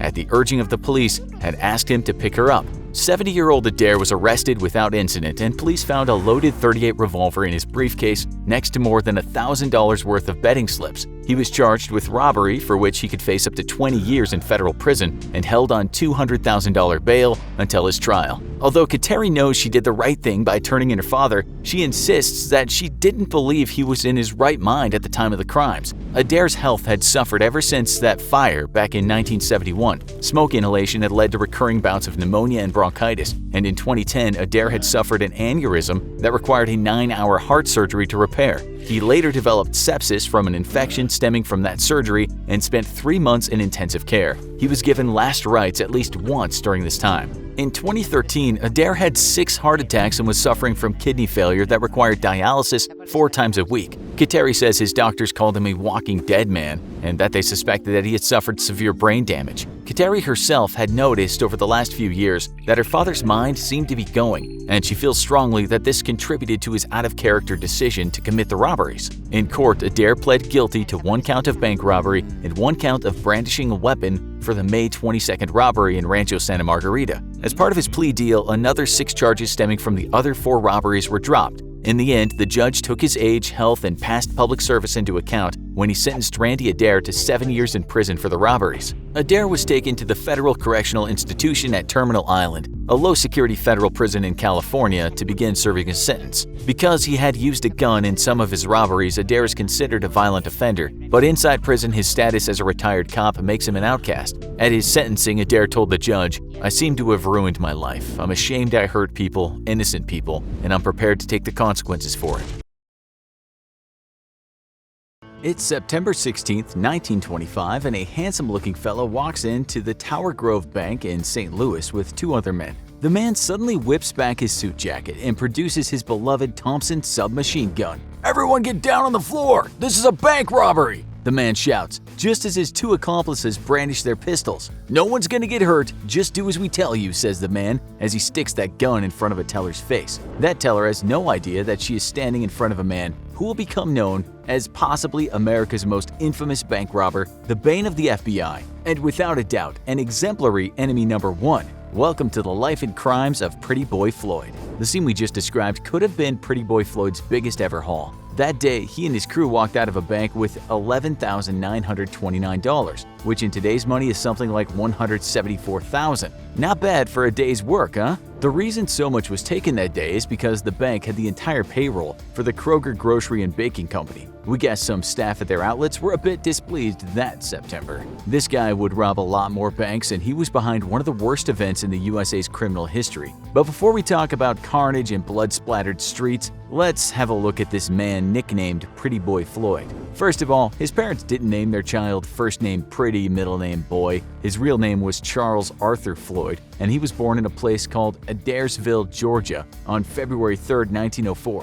One thing we know is that Charles had a lot of siblings and the family was dirt poor. When he was 7 years old, the parents took the family to live in a place called Athens, Oklahoma, which to say the least is about as small towns can get in the US. Even today, that town has a population of only about 500. So Charles lived in what you might call the American outback, and there his family tried to eke out a living as farmers. The poverty and boredom must have been oppressive for the young boy, and perhaps that's why he got into crime early, with his first arrest at age 18. The young boy, nicknamed Chalk because of his fondness for Chalk Top beer, was about to embark on a career that would eventually lead to movies being made about him. You could say this career of his didn't get off to a good start, and that's because his first bank robbery ended with him behind bars. That robbery was one we've already mentioned, and Chalk and his accomplices were all caught after spending like they'd won the lottery. For his crime, he'd served just 3.5 years, which is surprising because such a robbery these days could see a man growing old in prison. He was married at the time of the robbery and even had a son, but that relationship fell apart while he was doing his time. When Charles got out of prison in America's Dust Bowl, it wasn't exactly a walk in the park. It was the early 1930s, and the US was experiencing something called the Great Depression. And perhaps those who got the most depressed about those economic downtimes were those stuck out in the rural hinterlands. How's a man to make a bit of money when milking cows doesn't pay the bills? The answer to that question is a 5-letter word: crime. About this time, he got the nickname Pretty Boy Floyd, and that name stuck. There are mixed opinions as to how he got the moniker, but a word on the street is that it either came from his workmates in the oil fields who thought Charles was a snazzy dresser, or he got the name from a girlfriend. Whatever the case, Mr. Floyd was indeed a good-looking fella. The thing was, though, he really detested that name. What kind of criminal tough guy gets called Pretty Boy? This handsome man was as fearless as he was easy on the eyes, and he soon fell in love with his favorite toy. That was a Thompson submachine gun loaded with one of those Type L 50-round drum magazines. You all know what those things look like because you've seen all the gangster movies. Floyd was a bit reckless with that thing, and you could say that he got his money worth out of it. He'd soon become an associate of bootleggers, the men who were battling to become top dog in the illegal alcohol trade in the Prohibition years between 1920 and 1933. Because of his fearlessness and mounting number of crimes, Floyd got quite the name for himself with the Kansas City underworld. We're not going to go into detail about every bank robbery Floyd and his various crews committed because if we did, you'd be watching the show for hours. Instead, we'll give you a quick rundown of his robberies and then later get to the crime that made Floyd the poster boy of badness. We say Floyd got off to a bad start as a bank robber, and you could say his second attempt didn't exactly go smoothly. That was the robbery of the Farmers and Merchants Bank in Sylvania, Oklahoma on February 5, 1930. He actually made a successful getaway but was arrested 3 days later for the crime of shooting down a cop. We told you he was reckless with that gun. Once he was in jail for that murder, the cops also put the bank robbery on him. And this time, Floyd was told he was going to spend 12 to 14 years behind bars. That's also a pretty soft sentence compared to what you'd get for killing a cop and robbing a bank these days. Do that today and the outcome would be a gurney and a cocktail of killer drugs pumped into your veins. Anyway, Floyd didn't much like the feel of doing those years in prison, and so while on a tram on his way to prison, he got out of his handcuffs somehow and jumped to his freedom. The guy was now really starting to get on the nerves of law enforcement, but it would be a while until they would catch up with him again. Floyd embarked on a spree of robberies that would run from 1931 to 1934. In total, he and his accomplices would rob another 15 banks, which isn't bad going by any criminal standards. It's a rough estimate, but in today's cash, Floyd and his colleagues would have taken as much as $500,000 from banks. His last robbery might have been his least successful, and that's because at a very small bank in Tiltonsville, Oklahoma, he only got away with a paltry $500, or just short of $10,000 in today's money. Still, it was better than milking cows. There just wasn't much Mooney around for farmers back then. We should tell you now that while the American authorities painted Pretty Boy Floyd as the worst kind of specimen known to man, a lot of local folks in Oklahoma thought he was just great. That's because sometimes when he robbed a bank, he didn't just ask for the cash, but he destroyed all the mortgage papers. What that meant for a bunch of local people, of course, was that their debts were destroyed. On top of that, he also shared some of the robbery spoils with poor farmers, and that's why some people call Floyd the Robin Hood of the Cookson Hills. We should also fill you in on another matter, and that's the fact that Pretty Boy Floyd did not go into banks with guns blazing. Sure, he shot cops and other robbers that kinda got in the way of his criminal activity, but some of his biographers say he never drew first and he never hurt customers in banks. This little snippet actually appeared in a newspaper in the Oklahoma Times. Like the famed marauder of the English forests, he took the money from those who had it, the banks, and divided the proceeds with the poor. The penniless tenant farmers kept their mouths shut. They had no scruples about taking contraband wrestled from bankers. A guy that actually grew up around Floyd said no one was really afraid of him and he wasn't the monster the cops tried to make out. In fact, he was well-liked and far from the portrayal of the crazed gangster that the authorities said he was. Just about every crime in that part of America was being pinned on Floyd, so much so that his mother once came out and told the press that he hadn't done 1,000th of the crimes that the cops said he had done. If you were alive back then, you'd have seen lurid articles in the news daily about this insane, heartless, merciless outlaw. Floyd himself once joked, "I guess I've been accused of everything that's happened except the kidnapping of the Lindenberg child last spring." You could say that the media and law enforcement made sure everyone feared this man, and so in today's terms you might say Floyd was the criminal alternative to the coronavirus. And this brings us to the crime of the century, one which the FBI still blames Pretty Boy Floyd for. This crime would become known as the Kansas City Massacre. As the name suggests, it was a bloody affair and one which really got into the hearts and minds of the American public. This is how it went down. A criminal named Frank Nash had escaped prison, but the cops had caught back up with him. Nash was also considered at the time to be one of America's most successful bank robbers, but that's a story for another day. The cops' plan was to take Nash by train to the U.S. Penitentiary at Leavenworth in Kansas. They were to take Nash to Union Railway Station in Kansas City, where he would be picked up and taken directly to jail. Pretty Boy Floyd and two associates weren't keen on that idea, and they planned to bust into that station and get Nash. Armed with a machine gun and two .45 caliber automatic pistols, the crew set off to the station in a Chevrolet sedan on June 17, 1933. At that station, a bunch of cops and FBI agents were waiting for their man, not knowing that 3 criminals were there too. Of course, those guys were heavily armed, so you could say the fight would be 2 pistols and a machine gun versus lots of pistols and a couple of shotguns. When Nash got off the train, he was taken by all those guys to the entrance of the station where a car was waiting for him. At the time, he was handcuffed and surrounded by men, so trying to free him wasn't exactly going to be easy. Nash was pushed into the car, and 1 agent sat on each side of him in the back seat, while 2 other agents were about to get into the front seats. That's when one of them noticed armed men, one armed with a machine gun, running behind a parked green Plymouth. The words that the agents then heard was, "Let him have it!" What happened next was just that. The armed men let them have it and proceeded to open fire on the cops and the FBI agents. In total, 4 law enforcement officers were killed, but Nash had also been killed since one of the bullets went right into the back of his head. One of the surviving officers would later go on record and say that he heard one of the gangsters mutter, "They're all dead, let's get out of here." So those guys got away, but in the melee, how could the FBI be so sure it was Pretty Boy Floyd, along with 2 other men they identified? The evidence was shaky, and to this day some historians doubt that Floyd was involved in the crime, just as he'd said he hadn't been involved in other crimes that had been pinned on him. The guy that was supposed to be Floyd was said to have been shot in the shoulder, but as you'll soon find out, Floyd was not shot in the shoulder. Police also got a letter a few days later, and that letter is said to have been the real thing. It reads, "Dear Sirs, I, Charles Floyd, want it made known that I did not participate in the massacre of officers at Kansas City. Charles Floyd." Some accounts say he was there, others say he wasn't. Some of the underworld at the time said Floyd was involved, and other gangsters said he wasn't. Even ballistic tests point to cops shooting their own by accident, gunshots that were supposed to have come from Floyd. We may never know if he did it, but the FBI is still certain that Floyd was there. Pretty Boy Floyd then took the spot of America's enemy number 1, which was some feat in those days. The whole country was now looking for this crazed killer with good looks and a penchant for killing cops. On October 1934, 2 guys driving a car were sure they saw a smartly dressed man that looked just like the guy whose face had been painted across every newspaper in the country. They told the cops what they'd seen,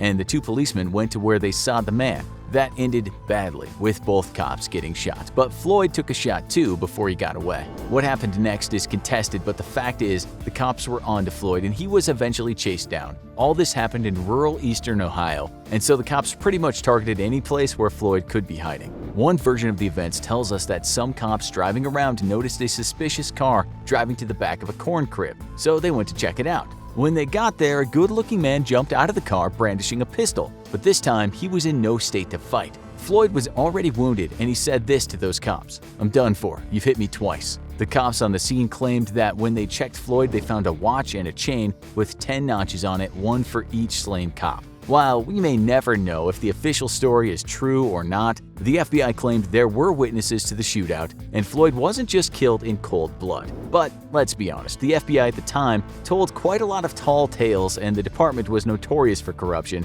so the watch story and the way he died and possibly Floyd's involvement in the massacre could have all been a big lie pie. We at the Infographics Show don't say that easily, but if you look at all the different accounts as to how Floyd died, accounts from various cops and FBI agents, they all tell a different story as to who shot him, where he was shot, and how he eventually died. In 1979, one of the cops that was there said Floyd was indeed injured and by his very own gun. He said he didn't want to kill the man but only disable him. The FBI field agent in charge, however, ordered Floyd executed and riddled his body with bullets. Yet another cop said that wasn't true either, and Floyd died another way, except there were no last words. The truth is out there, but we're afraid to say we don't exactly know what it is. One thing we can tell you is that Floyd was never shot in the shoulder during the massacre, as had been made out. When he was finally laid to rest, something like 20,000 to 40,000 people attended the funeral.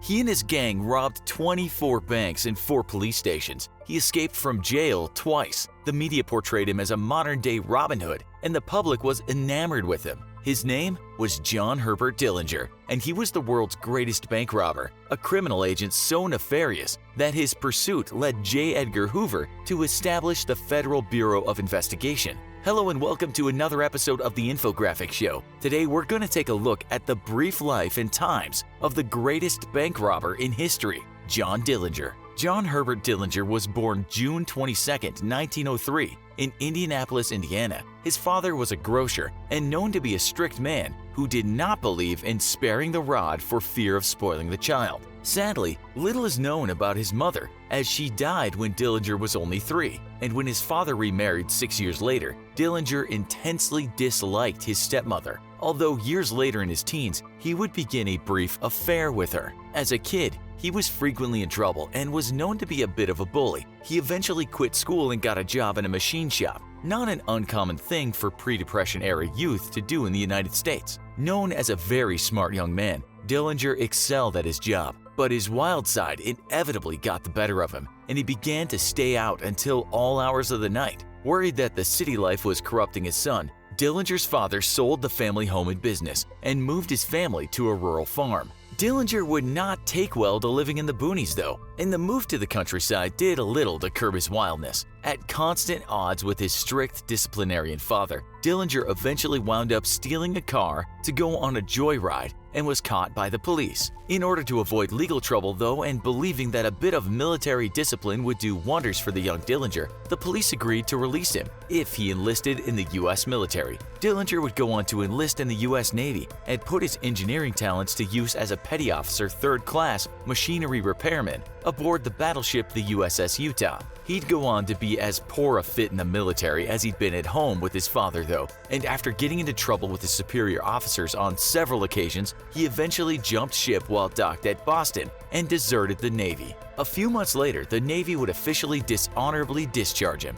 Dillinger returned home to an angry father, but reconnected with an old flame and married 16-year-old Beryl Hulvius in 1924. Determined to get out of their one-horse town and live in the big city, Dillinger and Hulvius left home and moved to Indianapolis. Unfortunately, Dillinger had no luck finding any work in the city and eventually fell in with the wrong crowd, striking up a friendship with local pool shark Ed Singleton. The duo decided that the square life wasn't for them, and if society wouldn't let them have the good life they deserved, they'd just take it for themselves. The duo planned their first robbery together and decided to return to Mooresville, Dillinger's hometown, to rob a local grocer. The two were spotted by a local minister though, who identified the men, and the duo was quickly arrested. his father took pity on the troubled young man and perhaps felt guilty for the way Dillinger had turned out. So he encouraged his son to plead guilty in hopes that such a plea would lead to leniency from the judge. Unfortunately, Dillinger's military desertion and previous arrest for grand theft auto had strained his reputation, and the judge charged him with 2 joint sentences of 2 to 14 years for intent to rob and 10 to 20 years for conspiracy to commit a felony. Singleton, on the other hand, had pled guilty and only received a sentence of 2 years. Embittered by the harsh sentence and resentful of his father for encouraging him to plead guilty, Dillinger entered prison claiming that he would come out the meanest bastard you ever saw. While in prison, he would meet several prominent and experienced bank robbers, such as Harry Pete Pierpoint, Charles Mackley, Russell Clark, and Homer Van Meter, who all took the young Dillinger under their wing and taught him how to successfully plan and execute a bank robbery. The group of criminals also plotted future crimes they would commit together once released, adding not just to Dillinger's criminal ambitions, but his growing knowledge too. Meanwhile, Dillinger's father campaigned for years to have his son released, even getting a petition with 188 signatures, all attesting to the sweet, misunderstood angel his son really was. A judge eventually bought the claims, and Dillinger was released after 9.5 years. Unfortunately, he came home to a country in the grip of the Great Depression, and with no job prospects anywhere. It was only a matter of weeks before Dillinger returned back to his life of crime, robbing a bank in Bluffton, Ohio. Sadly, it seems Dillinger hadn't learned nearly as much as he thought he had in prison, because he was quickly arrested by police on September 22, 1933, just 4 months after leaving prison. Housed in a local county jail to await trial, police discovered what seemed to be a prison escape plan while frisking Dillinger, though he denied any knowledge of such a plan. Days later, 8 of Dillinger's friends escaped prison using those same plans, with the help of shotguns and rifles that had somehow been smuggled into their cells. Not long after, 4 men showed up at the jail where Dillinger was being held and claimed to be prison staff who were there to take Dillinger to Indiana State Prison for violation of his parole. The suspicious sheriff asked to see the credentials, and one of the men pulled a gun and shot him, then beat the wounded man into unconsciousness. The men freed Dillinger and locked up the deputy and sheriff's wife into an adjacent cell as the sheriff bled to death on the floor in front of them. J. Edgar Hoover's nascent Federal Bureau of Investigation was contacted by local police who requested help in locating these very dangerous criminals. And while the feds began investigation that would lead to Dillinger's downfall, Dillinger, for his part, began his legendary crime spree. First, the men plundered police arsenals in Auburn, Indiana and Peru, Indiana, stealing several machine guns, rifles, revolvers, bulletproof vests, and ammunition.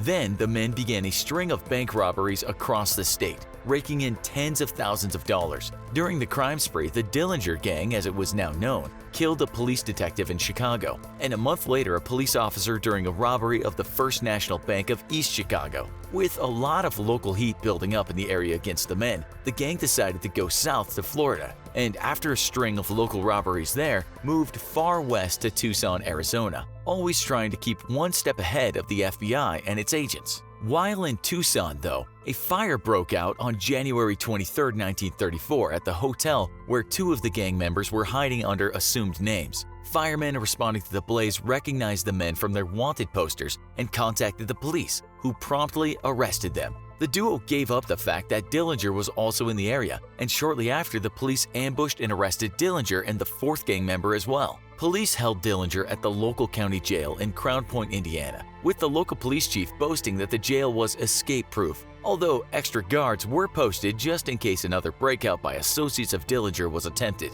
On March 3, 1934, though Dillinger broke out of the escape-proof jail with the help of a wooden gun he claimed to have whittled inside his cell, others would say that the gun was made from a potato, while others yet claimed that a real gun had somehow been snuck into Dillinger's cell by a visitor. Whatever the truth, Dillinger was free once more, and grabbing 2 machine guns, he locked up the guards and fled once more. Unfortunately for Dillinger, though, he stole the sheriff's car and drove it across the Indiana-Illinois state line, resulting in a violation of the National Motor Vehicle Theft Act, which was a federal felony and drew the full attention of the FBI. Assisting local police up to this point, the FBI now had Dillinger fully in its sights, and the resulting chase would prove fatal in the end for the young career criminal. Dillinger returned to Chicago and joined up with several of his former prison mates, forming a fearsome gang that continued its pillaging of local banks. During this time, Dillinger lived with his girlfriend, Evelyn Frechette, in a small apartment. But on March 30th, 1934, two FBI agents spoke to the manager of the apartment building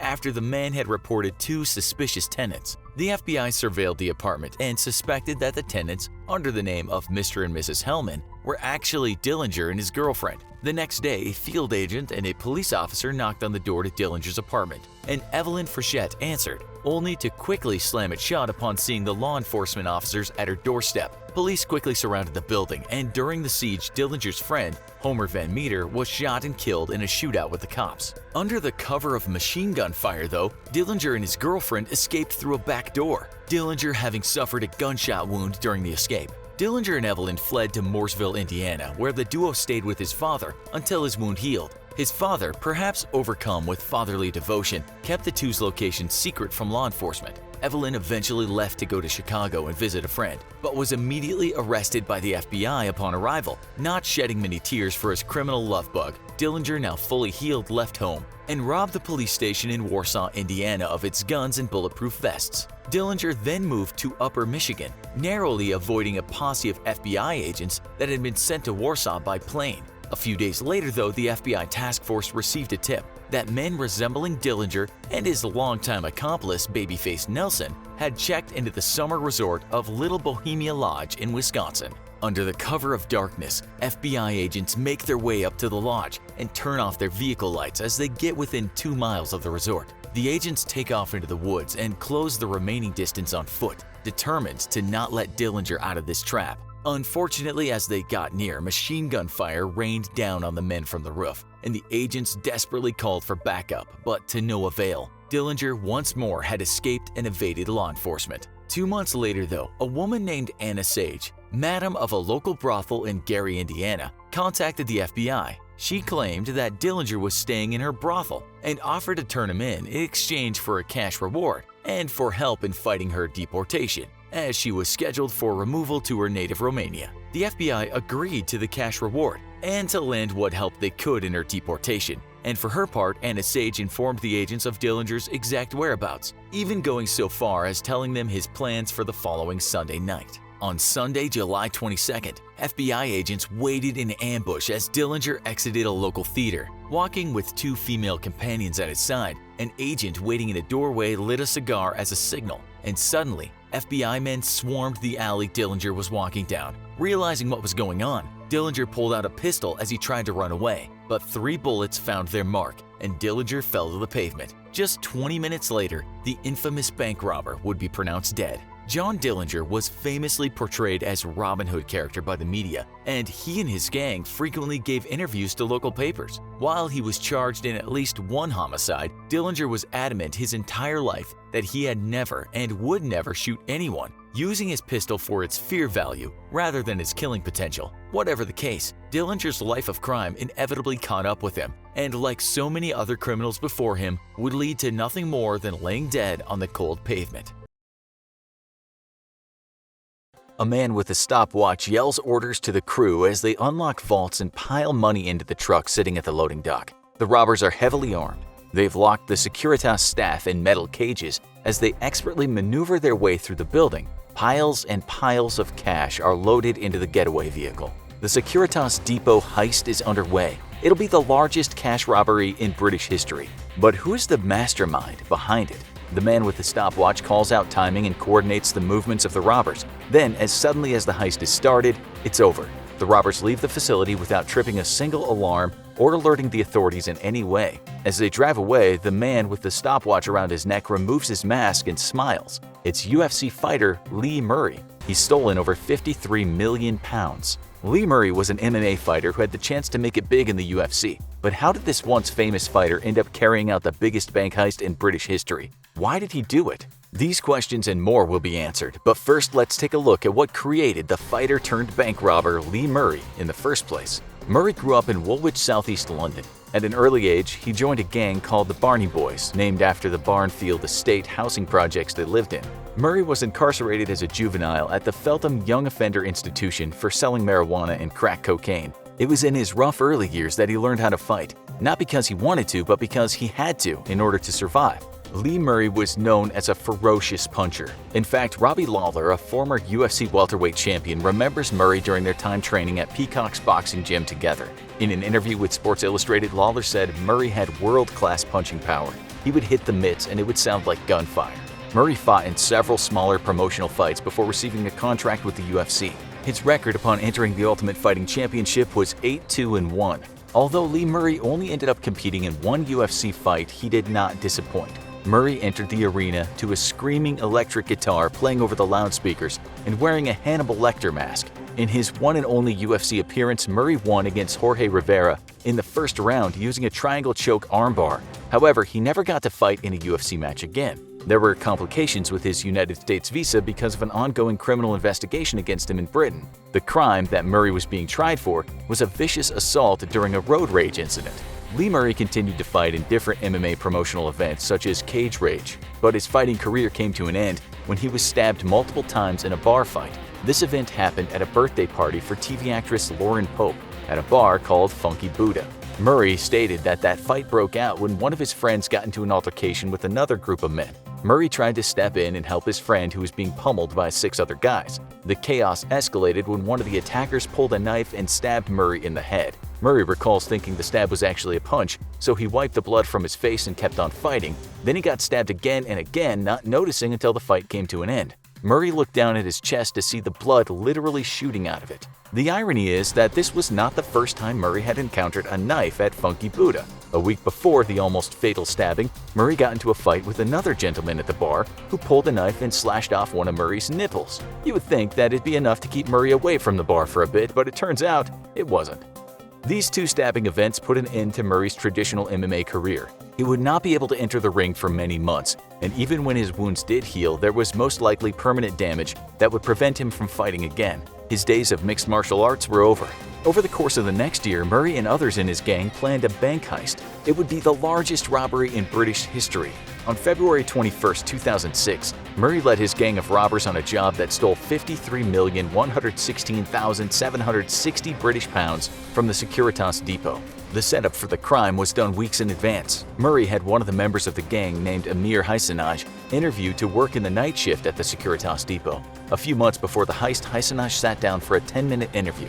Heisinaj was hired on the spot for $11 an hour. The inside man wore a camera on his belt buckle and recorded all the goings-on inside the holding facility. With this information, Murray and his accomplices made a plan on how to best steal the money within the walls of the vault. The heist started not at the depot itself, but on a backcountry road leading to the house of Mr. Colin Dixon.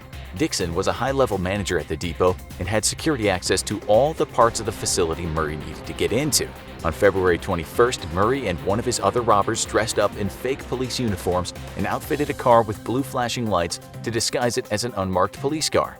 Dixon pulled over his car. 2 uniformed men approached the driver's side window. One of the phony officers flashed a fake badge and ordered Dixon to step out of the vehicle. At the exact same time, a second group of kidnappers were sent to Dixon's house to collect his wife and son. The family was transposed to Elderin Farm and threatened at gunpoint to either cooperate or die. The family, along with the armed robbers, were loaded into the back of a large transport truck and drove to the Securitas depot. Murray and his gang of robbers reached the depot just after midnight on February 22nd. The truck was accompanied by the fake police car that pulled Dixon over the previous evening. Dixon was brought to the door of the facility accompanied by a man dressed in a fake police uniform.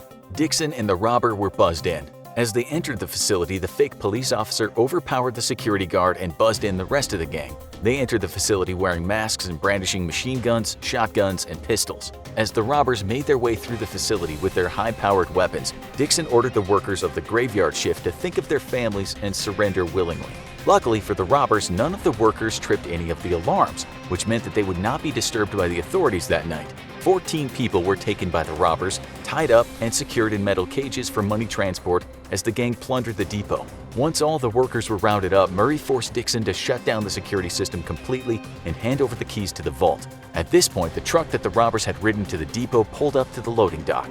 The team of robbers loaded bags of cash into the truck as the man with the stopwatch, who was later identified as Lee Murray, yelled timing and orders. It was clear that this was a well-thought-out heist that took time to plan and coordinate. The robbery went off without a hitch. No one was physically injured, and not a single shot was fired. The alarms remained off for the entirety of the robbery. Once the truck was loaded up with over 53 million pounds worth of banknotes, the gang left. The workers and the Dixon family were kept locked in the money cages. Around 3 a.m., Dixon's son was able to squeeze through the bars of the cage he was being held in and call police. But at that point, it was too late. Murray and his gang of robbers were long gone. No one had any idea who they were or where they went. The police immediately set out to find the criminals, offering massive rewards to anyone who had information that would lead to the arrest of the robbers. The large reward for information, along with missteps from members of the gang, led to arrests only days after the robbery. After 10 days, 5 people were charged and millions of pounds were recovered. Later in the investigation, a makeup artist who had made prosthetic masks for the robbers turned on the gang and testified against them. It was later reported that the gang put a bounty on her head for 7 million pounds to stop her from leaking any more information to the police. Things were unraveling quickly, but the main piece of evidence that helped the police track down the robbers came from none other than Lee Murray himself. Days before the bank heist, Murray crashed his bright yellow Ferrari. After the accident, Murray left his cell phone in the car. On it was a recording of him talking about the robbery with other members of the gang. Now the police knew who the mastermind behind the Securitas Depot heist was. Unfortunately for the cops, Murray was already one step ahead of them. When members of the gang started being picked up by police, Murray fled to Morocco. Once in Morocco, Murray was protected from British authorities because there was no extradition treaty between the countries at the time. Murray's father had been born there, which granted Lee Murray automatic citizenship. Once safely in Morocco, Murray began living a life of luxury. He bought a $1 million mansion and then dumped hundreds of thousands of dollars into renovating it. He had a massive mural painted on one of the walls commemorating his only fight in the UFC. Murray drove around in a gold Mercedes-Benz and installed a multi-level, fully equipped gym in his mansion. He also commissioned bronze and gold statues of himself that he used as decorations around the house. This extravagant lifestyle didn't come without its pitfalls. The British and Moroccan authorities began working closely together to keep surveillance on Murray at all times. Eventually, Moroccan police arrested Murray on drug charges. Then, in 2009, while in jail, British authorities became involved in the case. Murray knew he was in trouble. He attempted to escape prison using small saws that were smuggled inside a plate of biscuits. The escape failed. A year later, Lee Murray was charged and convicted for his part in the Securitas Depot heist. He was sentenced to 10 years in jail, which was eventually extended to 25 years to be served in a Moroccan prison. Other members of the gang who made it to Morocco were sent back to Britain to serve their time there. Lee Murray's story is unlike any other. He had a rough childhood, being raised in a gang-run neighborhood where he learned to fight or die. He spent time in jail as a juvenile because of his affiliation with the Barney Boys and his job as a drug runner. Then he used his fighting skills to earn notoriety. He fought hard and made it all the way to the UFC, living the life of a playboy along the way. When everything came crashing down after being stabbed numerous times, ending his fighting career, Murray went back to what he knew from his childhood: crime. He was able to pull off the largest bank heist in British history, where he and his accomplices stole £53,116,760. Unfortunately for Lee Murray, he eventually got caught and is now serving his 25-year sentence in a Moroccan jail.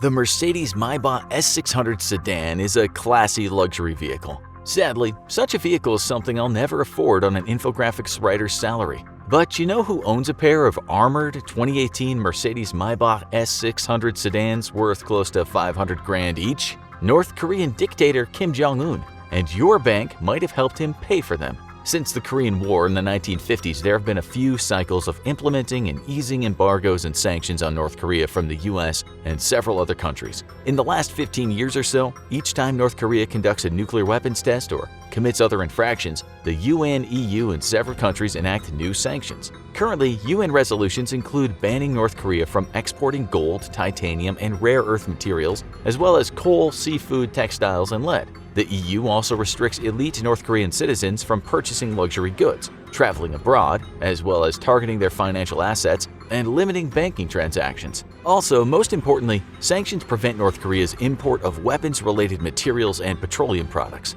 But it's a cat-and-mouse game. North Korea is constantly attempting to find ways around sanctions, especially in regards to being able to build weapons. Kim Jong-un rules through fear and repression. He's extremely dependent on North Korea's nuclear program to showcase the military might of the country, not only to promote North Korea and intimidate other countries, but to maintain fear and patriotism in the hearts of his citizens. So how does North Korea funnel large sums of money into the weapons program? Are banks in other countries complicit in these schemes? New evidence reveals shocking ways North Korea funds its nuclear programs. Your bank could be involved. In the spring of 2020, the U.S. Justice Department pursued the agency's largest sanctions violation case ever. They indicted 28 North Korean and 5 Chinese citizens, alleging that they were behind an international money laundering enterprise. The clandestine web of fraud enabled over $2.5 billion in illegal payments from North Korea's nuclear weapons and missile program in violation of U.S. sanctions. Apparently, the 33 dependents operated out of several countries, including Russia, China, Thailand, Libya,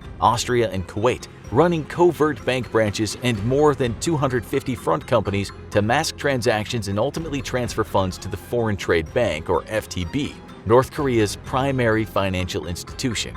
The convoluted scheme had been running since 2013, when the U.S. Treasury Department Office of Foreign Assets Control sanctioned and blacklisted FTB from the U.S. financial system in an effort to directly limit North Korea's weapons building. Each covert branch or front company operated differently, depending on which country they were established in. The Justice Department is still untangling how some of the fraud maneuvers worked. So far, they've seized more than $63 million in laundered funds. Foreign financial institutions often maintain accounts in U.S. correspondent banks. Basically, correspondent banks support international wire transfers for foreign customers in currency that the foreign customer's local bank normally does not hold on reserve, such as U.S. dollars. This allows foreign entities to receive deposits, make payments or disbursements, and other transactions. FTB was blocked from using U.S. correspondent banks directly and indirectly.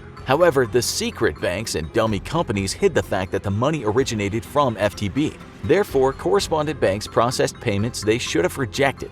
Front companies worth hundreds of thousands of dollars also made payments to U.S. companies with money that originated with the FTB. In addition to hiding the origins of money, North Korea had bypassed financial sanctions through offshore accounts, cryptocurrency hacks, and ransomware attacks. So in a real-world example, a North Korean hacker steals a couple million in bitcoins. The stolen bitcoin are sent through peel chains or long chains of automated transfers to new addresses, with small bits and pieces of currency slowly peeled from the whole and sent to exchanges. Because the amount of sent bitcoin is small and comes from new or different accounts each time, the transactions don't trigger safeguards in place at the exchange, and the small bitcoin amounts are converted into hard currency. The hard currency ends up in the hands of a covert FTB branch, who obscures the money origins further and hands off the money to a correspondent bank.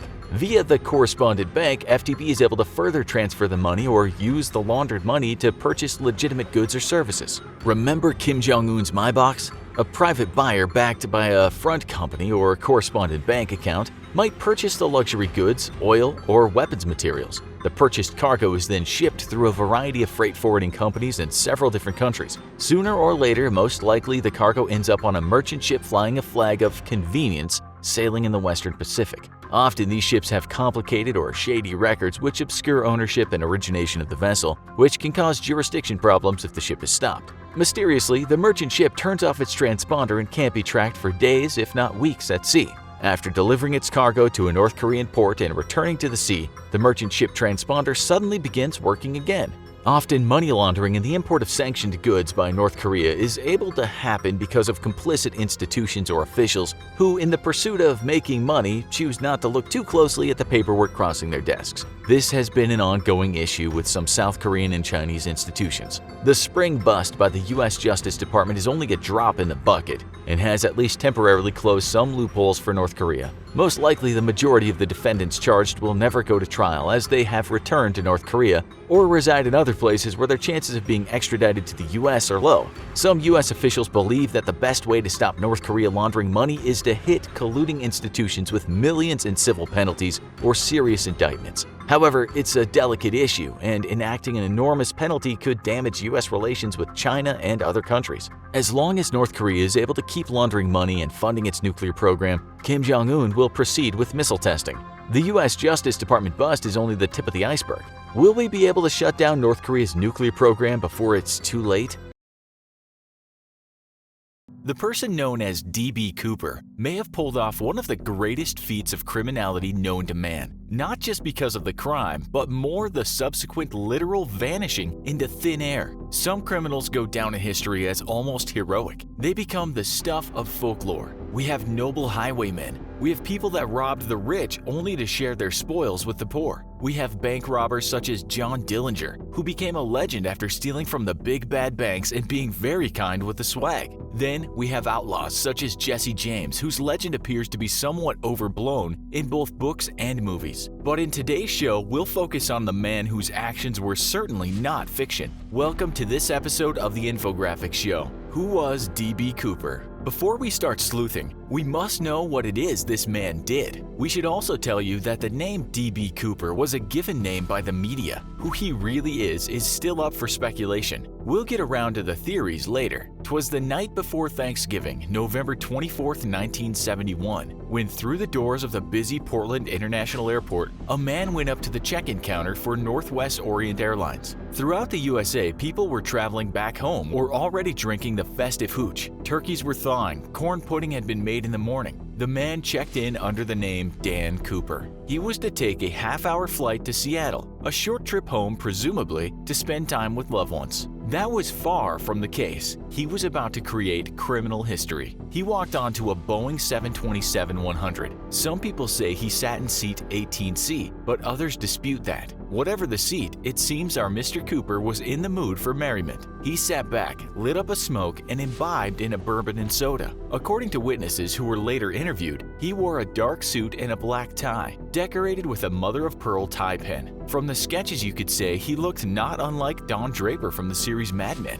And a madman the man known as Dan Cooper certainly was. He was later described by flight attendants to be 5 foot 10 inches to 5 feet 11 inches tall, 170 to 180 pounds. It's said that he has tanned skin and was likely in his 40s. Not long into the flight, this smartly dressed man handed a note to a flight attendant. Her name was Florence Schaffner, and she was probably used to single guys handing her phone numbers, so she just put the note in her purse. According to New York Mag, this 23-year-old cute, perky, and sexy stewardess was not unaccustomed to guys hitting on her. This time was different. Cooper then leaned over to her and said, "Miss, you'd better look at that note. I have a bomb." She looked at him and knew he wasn't fooling around. The note read, "I have a bomb in my briefcase. I want you to sit beside me." She did just that, and the man showed he wasn't kidding, offering her a glimpse of some sticks of dynamite and lots of wires attached to a battery. He then apparently told her, "I want $200,000 by 5 p.m. in cash, put in a knapsack. I want 2 back parachutes and 2 front parachutes. When we land, I want a fuel truck ready to refuel. No funny stuff or I'll do the job." $200,000 in today's money is about $1.2 million. He wasn't too greedy, it seems. According to Schaffner, she was reeling with fear. Was the plane about to explode? Were a lot of people about to get grilled in midair before the turkey was even roasted? She was confused too. This smartly dressed guy had been polite. He'd even given her a $20 bill for the whiskey and told her she could keep the 18 bucks change. He wasn't a political terrorist, one of the sky pirates she'd heard about. Another flight attendant later remarked he wasn't nervous. He seemed rather nice. He was never cruel or nasty. He was thoughtful and calm all the time. She went to the cockpit and told the news to the crew, after which the pilot informed the Seattle-Tacoma Airport Air Traffic Control, and the authorities were alerted. The plane circled in the air for around 2 hours with the passengers not knowing what was going on. They were told the plane was experiencing a minor mechanical difficulty. What was really happening is that the authorities had decided to meet the hijacker's demands, and they were putting together a list of things, including the money he had asked for. The man stayed calm and even started talking about what he could see down below, meaning he obviously knew the area well. He ordered another bourbon and again told Schaffner she could keep the change. Down below, the money was being put together in unmarked bills, although it said Cooper wasn't happy with the military-issue parachutes. He wanted civilian parachutes, and they had to be taken from a nearby skydiving school. The aircraft landed at 5:39 p.m. at Seattle-Tacoma Airport.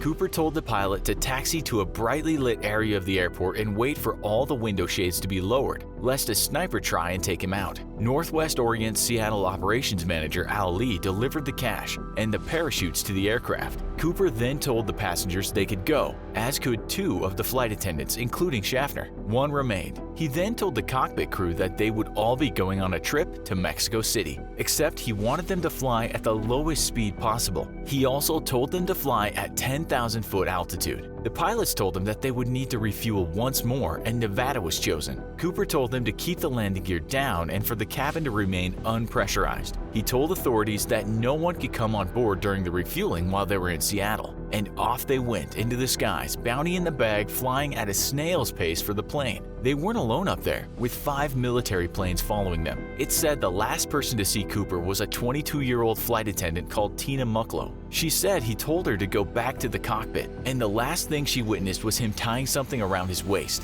It's said later she never talked much about the evening, and later in life became reclusive and partly lived in a nunnery. With the crew all in the cockpit, they heard an alarm indicating that the aft air stair apparatus had been deployed. Apparently, the pilot sent a warning that this was very dangerous. It was around 8 p.m., just over 2 hours after the aircraft landed, and the mysterious bourbon-quaffing hijacker was not one of the occupants of the plane. Here's a little song about what likely happened sometime after 8. Out on a little service doorway in the rear of the plane, Cooper jumped into the darkness into the freezing rain. They say that with the wind chill, it was 69 below. Not much chance that he'd survive, but if he did, where did he go? Indeed, where did he go? The feds looked all over for him, for the parachutes, for anything. They went through every bit of forest where he might have landed. A submarine scoured lakes, but the man had vanished. It was the largest search ever by law enforcement, and in the end, all they found were the remains of a girl that had been abducted and murdered. For years, the police searched for the money as all the bills had serial numbers, but they never showed up either, except when a couple of swindlers tried to get a $30,000 reward from Newsweek by counterfeiting the bills with the serial numbers. The press had a field day, and it was a mistake made by a reporter which gave him the name D.B. Cooper. It stuck. As for the American people, most folks loved the story of the handsome, well-spoken, James Bond-like character. People rooted for him, likely to the chagrin of law enforcement. He was like a noble highwayman of modern times, a Robin Hood of the skies. What the cops did know is that this guy knew how to parachute. He knew planes. He knew the area. How hard could it be to put the pieces together? Very hard is the answer. The FBI had lots of leads that came into nothing, changing their story a few times. For instance, the FBI later said that he was likely not someone who knew a lot about parachuting. We concluded after a few years that this was simply not true, they said. No experienced parachutist would have jumped in the pitch-black night in the rain with a 200-mile-an-hour wind in his face, wearing loafers and a trench coat. It was simply too risky. It was concluded by some that the man had simply died, and the authorities had failed to find the body. He even had copycats, such as Richard McCoy, a former Vietnam helicopter pilot who tried to do the same. He was arrested in a matter of days, and he swore that he was not Cooper, just a guy trying his luck. But was it him? While he was serving a 45-year sentence, he had made a courageous and cunning prison escape, only later to be killed in a shootout with cops. The agent that killed him said this: "When I shot Richard McCoy, I shot D.B. Cooper at the same time." However, that doesn't quite work, as McCoy's family told police while Cooper's air heist was going on, McCoy was with them having a party for Thanksgiving Eve. Then in 1980, an 8-year-old boy on holiday made a discovery when he was on the riverbank of the Columbia River. The boy pulled $5,800 from the bank, all in $20 Federal Reserve notes. This was part of the ransom. Many theories were put forward as to how the bills ended up there. Did they float there? Were they buried there? No one really knew. Some people thought it was Ted Mayfield, a skydiving teacher with a history of criminality, including stealing a plane and armed robbery. Mayfield even called the FBI 4 hours after the heist to give them a list of skydivers who might have done it. But there's no cognate evidence to say Mayfield was D.B. Cooper. What about Kenneth Christensen? He was a spitting image for the sketch of Cooper. He was a former paratrooper, and he'd even spent time working as a flight attendant on Northwest Orient. He was usually broke, but then in 1972 suddenly had bags of cash and bought a house. It gets better. On his deathbed in 1994, he told his brother, "There's something you should know, but I cannot tell you." The brother then discovered that in his bank he had around $200,000, and he had also been left gold. Meanwhile, flight attendant Schaffner said he was a dead ringer for Cooper. The brother wrote in 2004, close to death himself, "Before I die, I would like to find out if my brother was D.B. Cooper. From what I know, I feel that he was, and without a doubt." We very much doubt it was Barbara Dayton, a trans woman who had once said she did it to get back at the airline for not being able to get a commercial pilot's license. She changed her tune anyway when she found out she might actually be charged for the hijacking. What about William Gossett, an ace parachutist who had survival training?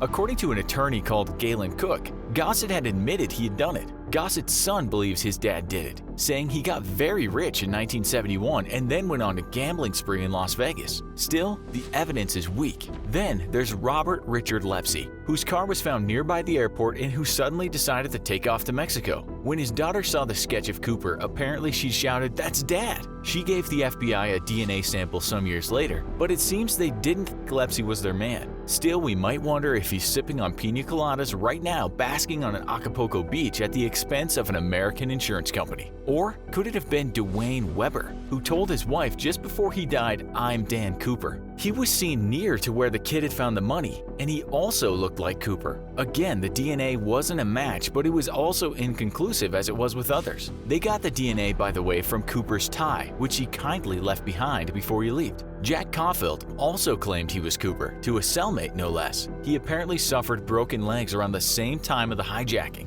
and was also in the right place. Despite his cellmate swearing it was him and trying to make a few bucks from TV and movies, no one really thinks it was Caulfield. It was just as unlikely to be L.D. Cooper, a war veteran whose niece believed he had done it. Again, there's some interesting implications, but nothing solid. Former pilot and war veteran Robert Rackstraw had all the skills to pull off such a job, and his face looked the part. Rackstraw denied it. His attorney said it was ridiculous, but many believe it was him, and the FBI wouldn't release Cooper's case file under the Freedom of Information Act because they were embarrassed some amateurs had uncovered the case. War veteran Walter R. Recca also said he was D.B. Cooper. Before he died in 2014, he gave details to his friend about the crime that had not been heard before. A fraud examiner and forensic linguist examined the evidence the friend had, and it seemed it all pointed to the fact that Recca could have been D.B. Cooper. Is this the most likely candidate? The Washington Post in 2018 wrote about this, saying, "When the friend may have had compelling evidence in regard to how the crime took place and the details the friend knew,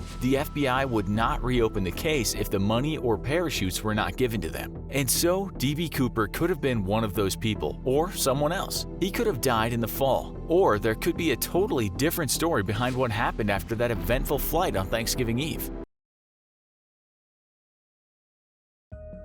February 16, 2003, a small, red Peugeot 307 speeds down a frozen Belgium highway. Inside the car are two men. One is Leonardo Notarbartolo, a jewel dealer from Italy with an office in Antwerp's Diamond District, where 80% of the world's diamonds are bought and sold. Next to Leonardo is his friend, Speedy, a nervous wreck that seems to be on the verge of a panic attack. In the back seat of the small car is a large black trash bag, tied up but full to the point of bursting. The two pull off the highway and onto a lonely dirt road, following it into a thick stand of trees.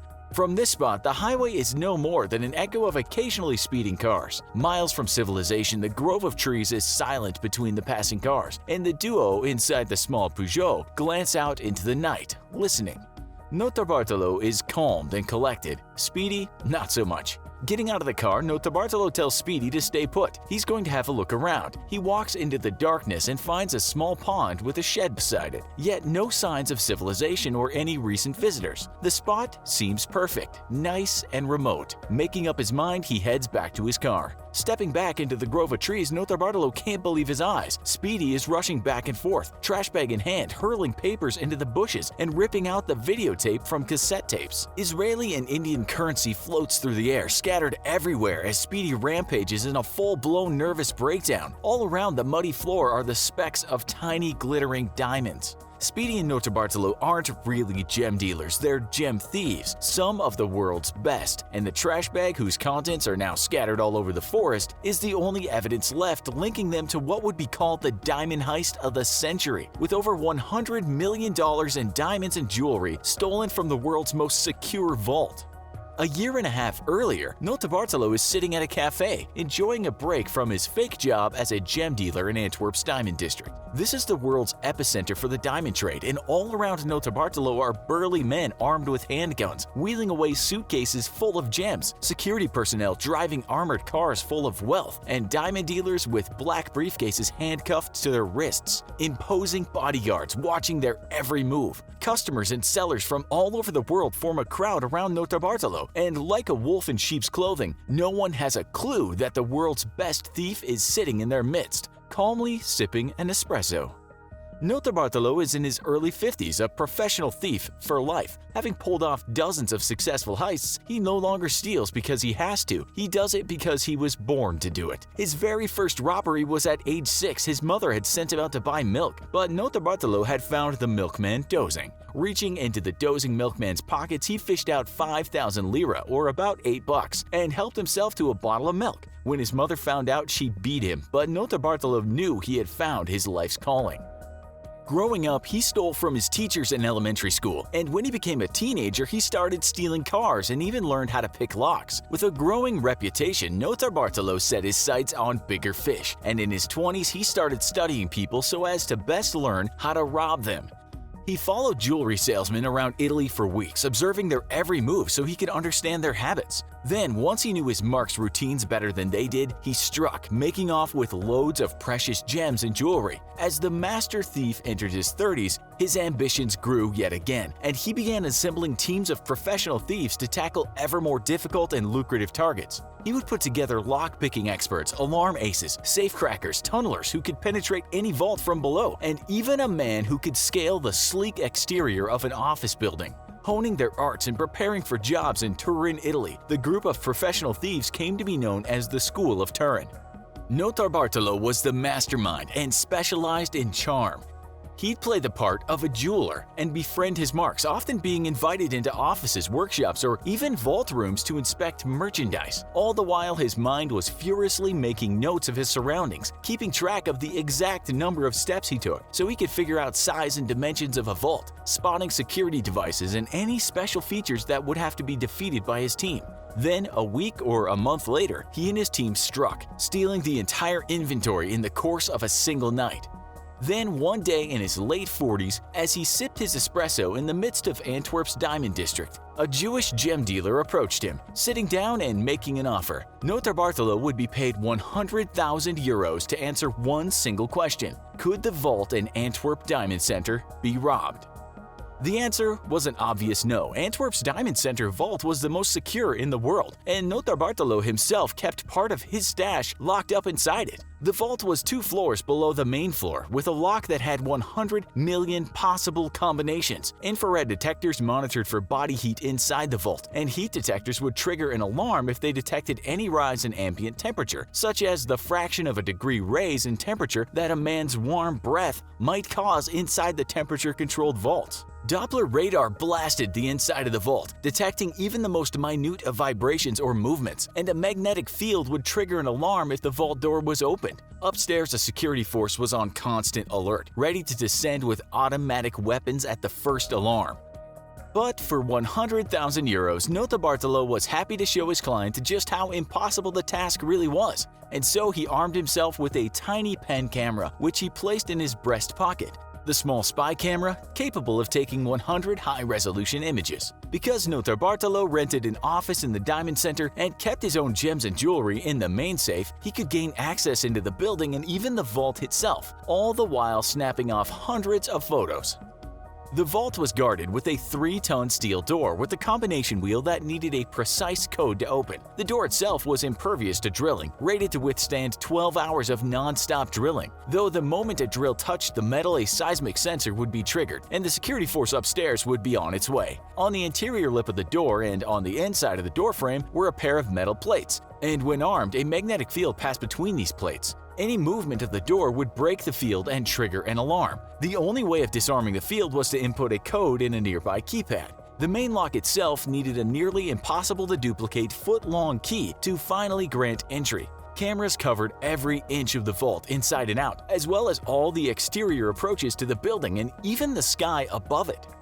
5 months after showing his client the photos and telling him a heist was impossible, Notarbartolo received a call from a blocked number. On the other end of the line was a familiar voice.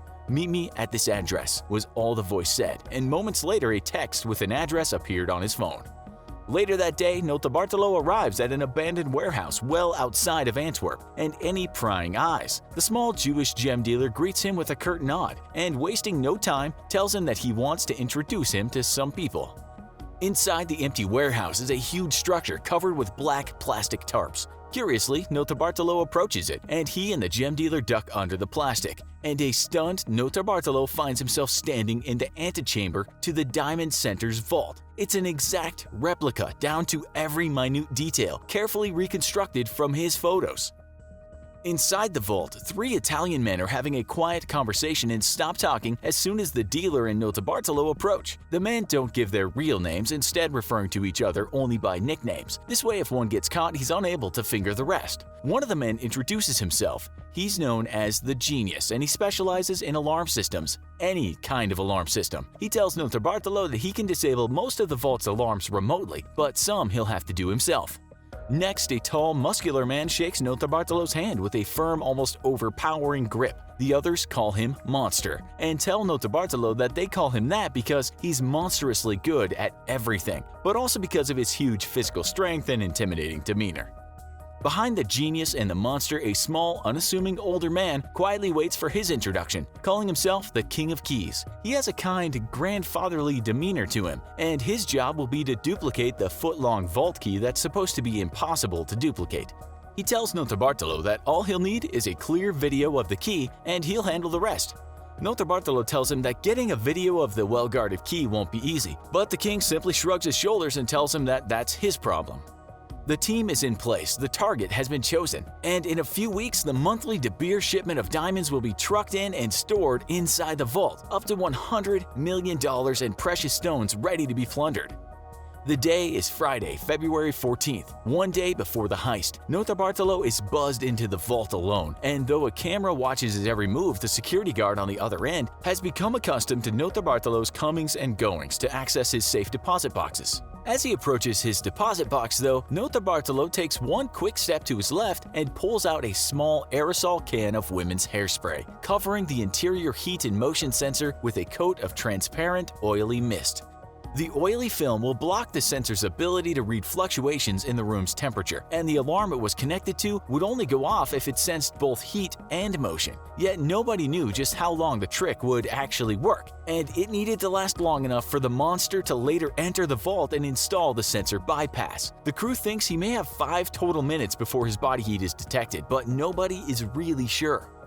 Later that night, the Diamond District is deserted, save for the permanent police on station 24 hours a day, 7 days a week. Notarbartolo drives in a rented Peugeot 307 on a road that skirts the edge of the district, and pulling to the curb, the Monster, the Genius, the King of Keys, and Speedy exit carrying large duffel bags. The rest of the team isn't happy about Speedy being on the job, but Notarbartolo vouches for his lifelong friend. Still, Speedy has a reputation for breaking down toward the end of a job and getting far too nervous for his or the team's own good. Nevertheless, the team accepts him on Notarbartolo's word, though the Monster keeps a very close eye on him. Picking the lock on a rundown office building, the team slips inside undetected. At the rear of the building, they exit out into a private garden that rests up against the back of the Diamond Center and is one of the few places in or near the district that isn't under constant surveillance. Using a ladder that he'd previously hidden there, the Genius climbs up to a small terrace on the second floor of the Diamond Center. There, an infrared detector is alert for intruders, but using a polyester shield, the Genius slowly moves his way to the sensor and finally puts his shield directly in front of it, disabling the sensor.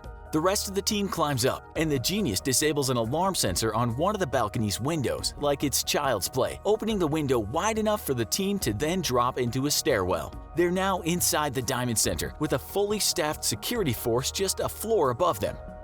Descending the stairs, the team enters the vault's antechamber and covers the security cameras with black plastic bags before flipping on the lights. For anyone watching, the lights would appear to still be off. Approaching the massive vault door, the Genius pulls out a custom-made slab of rigid aluminum and affixes heavy-duty double-sided tape on one side of the slab, then sticks it to the 2 metal plates that regulate the magnetic field on the right side of the vault door. Next, he unscrews the bolts that hold the magnetic plates to the door and the door's frame, and with the sticky tape attached to the aluminum slab holding the 2 plates together, he simply removes them from the door and tapes them to the wall. The magnetic field still thrums between the 2 stuck-together plates, but now the door is no longer protected. The King of Keys is up next, and he moves to finish the copy of the vault key that he's made from Notarbartolo's videos. But then he freezes, a thought striking him. In Notarbartolo's videos, the guards almost always visited a nearby utility room before opening the vault. And working off his hunch, the thieves break into and search the room to reveal the original vault key hanging inside. Grabbing the original key, the king slides it into place and the genius dials the lock's combination, also gleaned from watching Notarbartolo's very detailed videos. The tumblers fall into place with the final click and the team holds its breath. The door is unlocked. With a nod, the genius motions to the monster who turns off the lights. A light detector in the vault could be triggered when the door was opened if not. In the pitch dark, the King of Keys turns the key and spins the handle, swinging open the giant metal door. As the door opens, Speedy rushes back up the stairs so he can call Notarbartolo on his cell phone, saying simply, "We're in," and hanging up. Sitting outside in the rented Peugeot, Notarbartolo watches the front of the Diamond Center. The police scanner on his dash is quiet, and there's no sign of activity within or outside the district. Inside the vault's antechamber, the King of Keys picks the lock on the metal grate that is the last remaining barrier between the team and the interior of the vault. The monster grabs 2 paint cans from the utility room and wedges them into place to hold the metal grate open. Then the large man takes a deep breath, focuses on his heartbeat and his breathing, working to control both. The heat sensor that Notarbartolo had covered with hairspray earlier in the day is still operational, and though heavily muted, it will eventually pick up the monster's body heat through the oily film. He has to control his heartbeat and his breathing both if his body is already projecting heat to the temperature-controlled vault, and if he doesn't carefully control himself, his body would generate even greater amounts of heat. Having practiced the operation hundreds of times in the warehouse, the monster carefully enters the pitch-black vault and moves exactly 11 steps into the middle of the room, reaching for the ceiling and pushing back a panel. Inside, he feels the security system's main inbound and outbound wires. Along these wires, an electronic pulse shoots constantly in and out of the vault. If any of the sensors were tripped, the circuit would break. As the pulse came into the room, it expected an answering pulse, and if it didn't get one, it would activate the alarm. Reaching in the pitch black, the monster uses a tool to very carefully strip the plastic coating from the wires. He's working with his hands above his head, the stress of maintaining this position causing his muscles to tremble. Any slip of the knife into the actual wiring would instantly break the circuit and trip the alarm. To make matters worse, the strain is causing him to sweat, which is increasing his body temperature. The team thought the heat sensor could be fooled for 5 minutes maximum, but nobody really knows for sure. With the copper wires exposed, the monster clips a new pre-cut piece of wire between the inbound and outbound cables, effectively creating a bridge that reroutes the incoming electric pulse to the outbound wire before it ever reaches the sensors. The monster has done it. The room is now completely cut off from the outside world. Taking no chances, the team immediately goes to work, covering up the heat and motion detector with a styrofoam box and light detector with tape. The King of Keys then takes a handmade hand-cranked drill out of his bag and gets to work on the locks to the individual storage boxes. A power tool would be faster, but it would also make a great deal of noise. 3 minutes later, the lock breaks and the box snaps open, revealing the priceless gems and diamonds inside. The team has memorized every single detail of the vault and work in complete darkness, not willing to risk setting off the light detector. They turn their flashlights on only for brief moments as they reposition the drill on the next box, working in complete silence. Their bags, meanwhile, are filling with gold bars, diamonds, gems, and millions in various foreign currencies. By 5:30 a.m., the team has been inside the vault for 6 hours, and their bags are filled to bursting. 109 boxes have been opened out of 160, and yet even though the world has no idea the men are inside the vault, they need to leave, now, before the streets start filling with people. Speedy rushes back up the stairwell to call Notarbartolo, telling him that they're on the way out. Loaded with loot, it takes the team an hour to carry the duffel bags up the stairs, bypassing the infrared sensor, lowering the bags down the ladder, and make their way through the abandoned office building to Notarbartolo's car. Gathering in Notarbartolo's apartment, the team cheers. The heist is complete and nobody will have a clue until Monday morning when the dealers return to work. The bags are filled with currency and smaller stones, but the real loot is in the black leather satchels that the diamond dealers keep their diamonds in. The monster reaches inside a duffel bag and whips out one of the satchels, unzipping it, to discover it's empty. Bewildered, he takes out another satchel and another, but they're all empty. Rifling through the satchels and the other duffel bags, the team finds that most of them are empty. The diamonds, which should have been there, are almost all gone. "We've been set up," says Notarbartolo. The team makes salami sandwiches in the kitchen and discuss their situation. The satchel should have been full of diamonds from the De Beers shipment, and they should have earned a total take of over $100 million. Now they're looking at only a fraction of that, about $20 million. A thought struck Notarbartolo. Maybe the dealer had set them up. Perhaps he had planned this with the rest of the dealers and pulled their inventories out of the vault just before the heist, so that when the robbery was discovered, they could claim the diamonds had been stolen and collect insurance money for the stones that they would all then secretly sell later. For the team, it didn't matter. If they'd been set up, they would never find the dealer again, and at least there was still $20 million in loot to split. 2 days later, the team had already gone their separate ways, and Notarbartolo and Speedy were on the highway on their way back to Turin, Italy. In the backseat of the car is the black plastic bag full of the only evidence linking them to the crime. Next to him, Speedy is melting down. The setup was more than he could take, and the normally nervous Speedy is now in full-blown panic mode. He can't go any further with the bag of evidence in the car with him, and he tells Notarbartolo to pull off onto a lonely country road. It's perfect, he says, and reluctantly Notarbartolo agrees. This is where they'll burn the trash, erasing all evidence linking them to the crime. When Notarbartolo returns from inspecting the burning location, he finds Speedy having a full-blown panic attack. There's trash and currency everywhere, and small diamond stones glitter in the mud. Enraged, Notarbartolo orders Speedy to calm down, and the two spend hours picking up any incriminating evidence, leaving the rest scattered about the grove of trees, looking like nothing more than trash.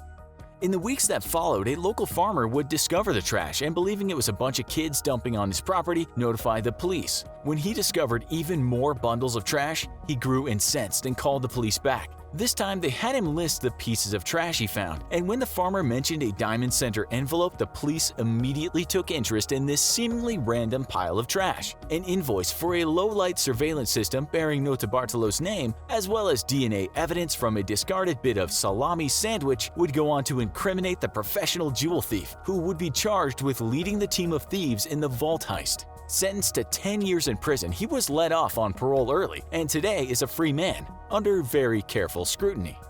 As far as the Jewish gem dealer who ordered the heist, when the team went up to meet up with him at their designated rendezvous point to split their loot, he never showed. Notarbartolo claims that the team was played, but the police believe that the entire story of a Jewish gem dealer was a story made to cover up for the fact that the heist was actually orchestrated by the Italian mafia, given that Notarbartolo's own cousin was at the time slated to become the head of the Italian crime syndicate. The stolen gems, however, were never recovered, and the identity of the alleged Jewish dealer who orchestrated the entire plan or his motivations have never been discovered.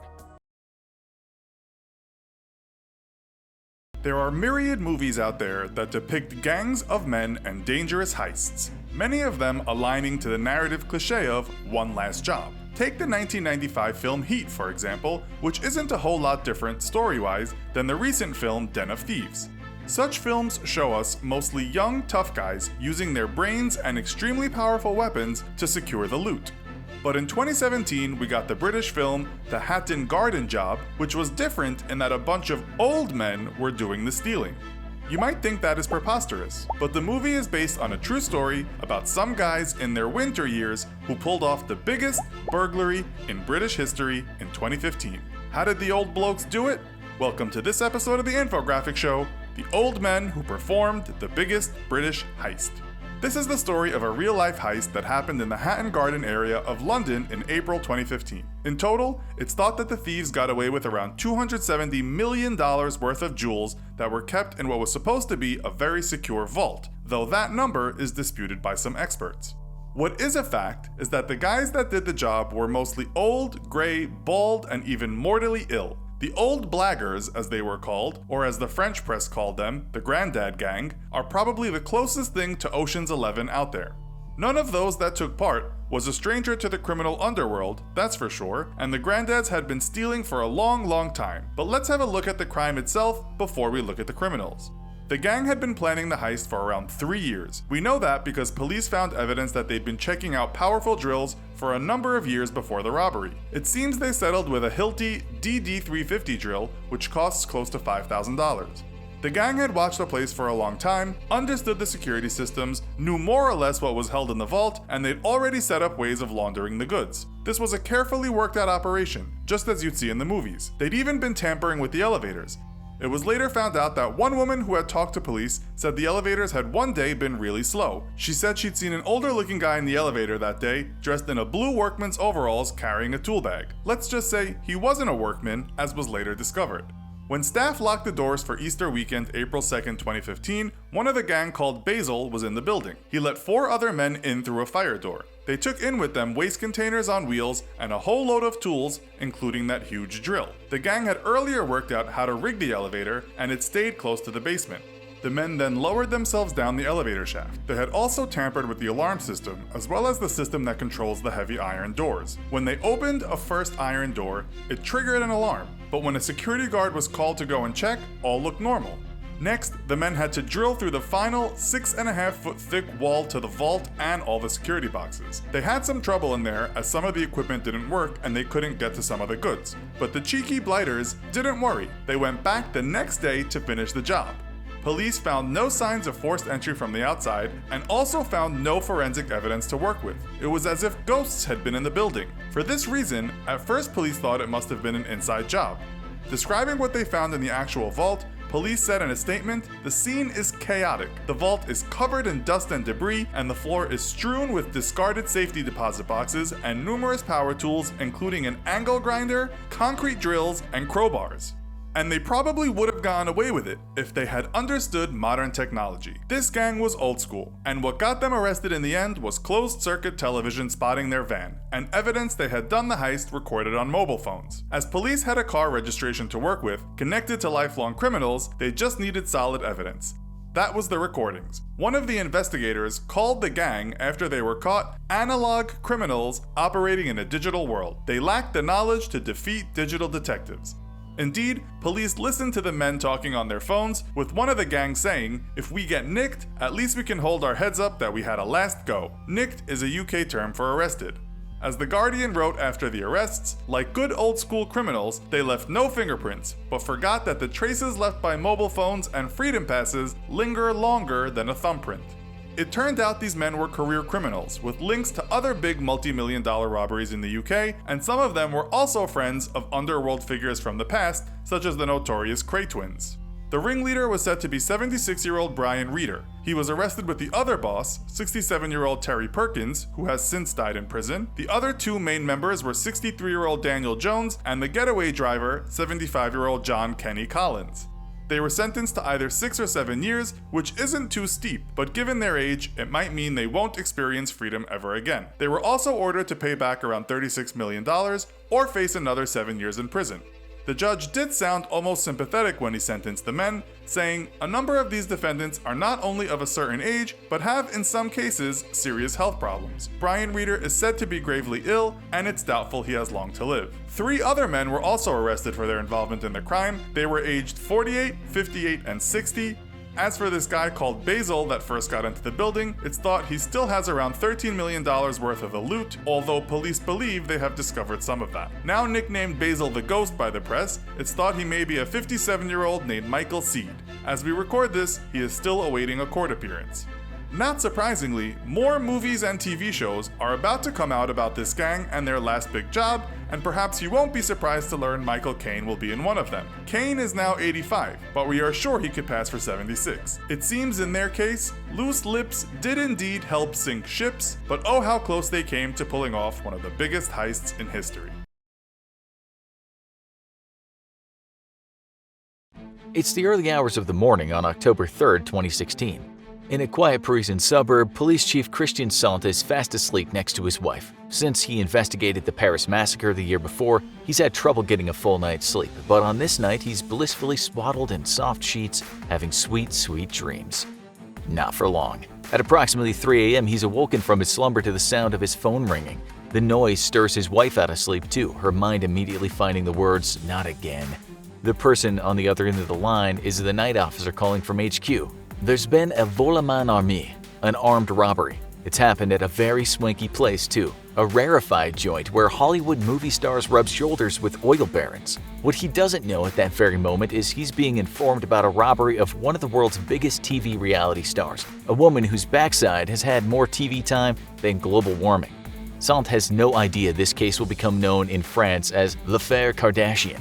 A cause célèbre that'll turn out to sound like something from a crime novel. Nonetheless, when he hears her name, he doesn't even know who she is. Rubbing his eyes with one leg in his pants and a cup of coffee steaming next to his laptop, he types into a Google search box the words Kim Kardashian. After a bit of reading, he thinks, wow, this woman has a lot of likes on Facebook. He's soon surrounded by the paparazzi, to the extent that at times he feels like he's the last crop in the middle of a swarm of locusts. Sure, he's been in the spotlight before. He investigated that terrible massacre. He's worked on a number of very high-profile crimes, but nothing he's done can prepare him for a Kardashian. For him, of course, it's work. It's what he does. But for the rest of the world, it's entertainment. It's arguably the most real thing that's ever happened to the reality star. So what's ironic is many of her fans don't believe it happened. For the conspiracy theorists that hide in every corner of the internet, it's a staged event, something we'll come back to soon. Okay, so let's go back to the start. Maybe some of you have no idea what we're talking about. Perhaps even a few of you have remained sane enough to not get caught up in the world of Kim Kardashian and her famous family. We're not going to do some kind of bio here, so all you need to know is that Kim Kardashian is an incredibly wealthy American TV reality star who cut her teeth doing things in front of people who liked how she looked. Yeah, she got famous by being famous, for being a socialite, for being rich, for showing off her allegedly enhanced body parts, and finally, for marrying a rap star turned man that once wanted to be president, Kanye West. That relationship took a turn for the worse, and not long before we started writing the show, Kardashian had filed for divorce. Both her and West have been in Time's 100 Most Influential People. She was there before the robbery when she was already making buckets of money from influencing people. Her net worth as of June 2020 was said to be $900 million. When she was with West, as she was at the time of the heist, the two of them had an astronomical amount of cash. With that in mind, Kardashian wasn't and isn't averse to shelling out a few dollars on jewelry. Okay, so she went to France for Paris Fashion Week. We expect a bit of a holiday. She did once say holidays are the best, although perhaps her 2016 jaunt to Paris wasn't the best time of her life. In fact, her ordeal sounds terrifying. She was staying at a luxury residence on Paris's Rue Tronchet. Apparently, the hotel/apartment doesn't stand out. That's why it's sometimes called No Address Hotel. You can stay there if your name is on the guest list, if you know what we mean. You either have to be very wealthy or very famous. She liked the $16,000 plus a night suite a lot and had stayed there before with Mr. West. At the time of her heist, he wasn't there. He was doing a gig at an arts festival in New York. Quite suddenly, he just stopped playing and told the many fans, "I'm sorry, family emergency, I have to stop the show." Not long before that, at around 2:30 a.m. in Paris, 5 guys had entered the No Address Hotel. They shouldn't have been allowed into the place, but because they were all wearing police uniforms, the concierge opened the door. That was a mistake. The gang handcuffed him at gunpoint and demanded they take him to Kardashian's room. She was sleeping at the time, naked except for a bathrobe, when she thought she heard footsteps outside her door. She shouted, "Who's there?" to which there was no answer. It was then 2:56 a.m. that she called her bodyguard. The next thing she knew, 2 men appeared in front of her, and with them was a tied-up concierge. Both men were hooded, although only one of them had a ski mask on. Both guys were dressed mostly in black, and both of them had police written on their tops. Frightened out of their wits, she watched in horror as the guy with the ski mask approached her. In English, but in a foreign accent, he demanded she hand over her diamond engagement ring. That ring was reportedly worth $4 million. You can understand why she might not have wanted to give it up, and at first she told the man she didn't know where it was. Her memory soon improved when the guy held a gun to her head. He then started looking around for the rest of the stash. Here, we'll interrupt the story and tell you something about France's so-called homejackers. You see, robbing banks these days isn't all that easy. It's just so much security. In France, like in other countries, a new way to steal a ton of cash is by robbing the rich in their homes. Celebrities are sometimes the targets, especially ones whose lives you can follow online. You know what they own, sometimes where they're staying, and often what valuables they'd like to travel with. The day before she was robbed, Kardashian had posted a selfie on Instagram wearing an incredibly large and expensive diamond ring. She also posed with diamonds decorating her mouth. The crafty gang in France have been staking out Kardashian on social media. According to the French cops, these gangs are smart and will wait and prey for people that they've been watching online. In one case in France, a gang tied up the members of a rich family and put each member in a separate room. The gang then threatened each family member and asked where the valuables were kept. One of them is always bound to tell, especially when someone could get seriously hurt. Usually the gangs don't want to resort to violence, but they will if necessary. With this particular family, they followed them on the socialite pages of Vogue magazine. After the robbery, the gang even had the audacity to call the father of the family and ask for the appraisal documents for the stolen jewels. Apparently, the gang was finding it hard to sell them without these documents. This was a case of tell us what we want to know or we'll find you and hurt you. Okay, so you get the picture. You know what kind of people we're talking about here. Now back to Kim in a bathrobe with a gun pointed at her head. The ski mask guy said in no uncertain terms, "Tell me where the jewels are." He took her out to the landing where she thought about making a run for it and then realized she'd probably get shot when the elevator door didn't open in time. He took her to the bedroom where he pushed her forcefully onto the bed and tied her hands with plastic cables and tape. When she screamed, he covered her mouth with that same tape. The guy then picked her up, took her to the bathroom, and dumped her in the bathtub. It wasn't hard to find what they were looking for. The bounty included what was in a jewelry box, what was lying around, and what was in her purse. According to Kardashian's statement to the police, the haul included 2 Cartier diamond bracelets, a Jacob necklace gold inlaid with diamonds, earrings with diamonds by Lorraine Schwartz and others by Yanina, 3 gold necklaces by Jacob, little bracelets, jewels, rings, a necklace by Lorraine Schwartz with diamonds, another little necklace with 6 diamonds underneath, another diamond necklace with the name of my son, Saint, on it, a Jacob diamond cross, 2 rings in yellow gold. Yeah, she obviously didn't travel light. We're surprised she didn't add to that statement the kitchen sink, the diamond-studded kitchen sink. All in all, around $10 million worth of jewelry was taken from her. They also took her smartphones and some cash. In the tub, she didn't really know what was going on. She did fear for her life, though, thinking the guys might come back in. When she was sure they were gone, she started to rip the tape off. That, she said, wasn't hard at all. She guessed the guys weren't too experienced at home invasions. She even said they argued like kids the whole time they were doing the robbery. According to reports, the gang's getaway vehicles were bicycles. We guess they didn't think they'd be involved in a high-speed chase through Paris. It was actually quite clever because bicycles are easy to get rid of and hard to trace, and the gang knew CCTV was watching them. They're not very good carriers of bags, though. During the escape, one guy dropped a diamond and platinum cross on the sidewalk. 3 days later, some people's worlds were turned upside down when they heard that the next installment of Keeping Up with the Kardashians was going to be placed on hold indefinitely. Fans were already feeling the first shivers of cold turkey when the robbery became the sensation in the media. But get this, some people thought there hadn't been a robbery at all. Some folks thought she was behind it all. You see, some things just didn't add up for some people. They asked the question of why she was carrying so much jewelry with her. Okay, so a diamond ring and maybe a necklace or 2 is reasonable, but why was she in France with a veritable pirate's treasure chest? Well, she was at the time incredibly wealthy and not one to shy away from the cameras. Perhaps she always carried that many valuables with her. After all, listen to what a member of the Saudi royal family said after being asked about the heist. There's no question in my mind that this will play heavily on the mind of shoppers and travelers from the Gulf when it comes to visiting Paris. Lots wear their jewelry very openly here. Maybe her traveling treasure wasn't all that strange. Then others asked why was she not bruised after her ordeal, especially around her wrists? And if her smartphone had been stolen, why was she using one in a photo after she'd spoken to the police? They knew this because they'd seen the video clip. Some people wondered if she had not staged the entire thing to make a giant insurance claim. That kind of talk on the internet didn't sit well with her. She said that not only had she been the victim of a violent robbery, but she was now being victimized back home in the US. Let's remember, this is a woman who at gunpoint had screamed the words, "Don't kill me, I have babies. Don't kill me, please. I have babies. I'm a mom."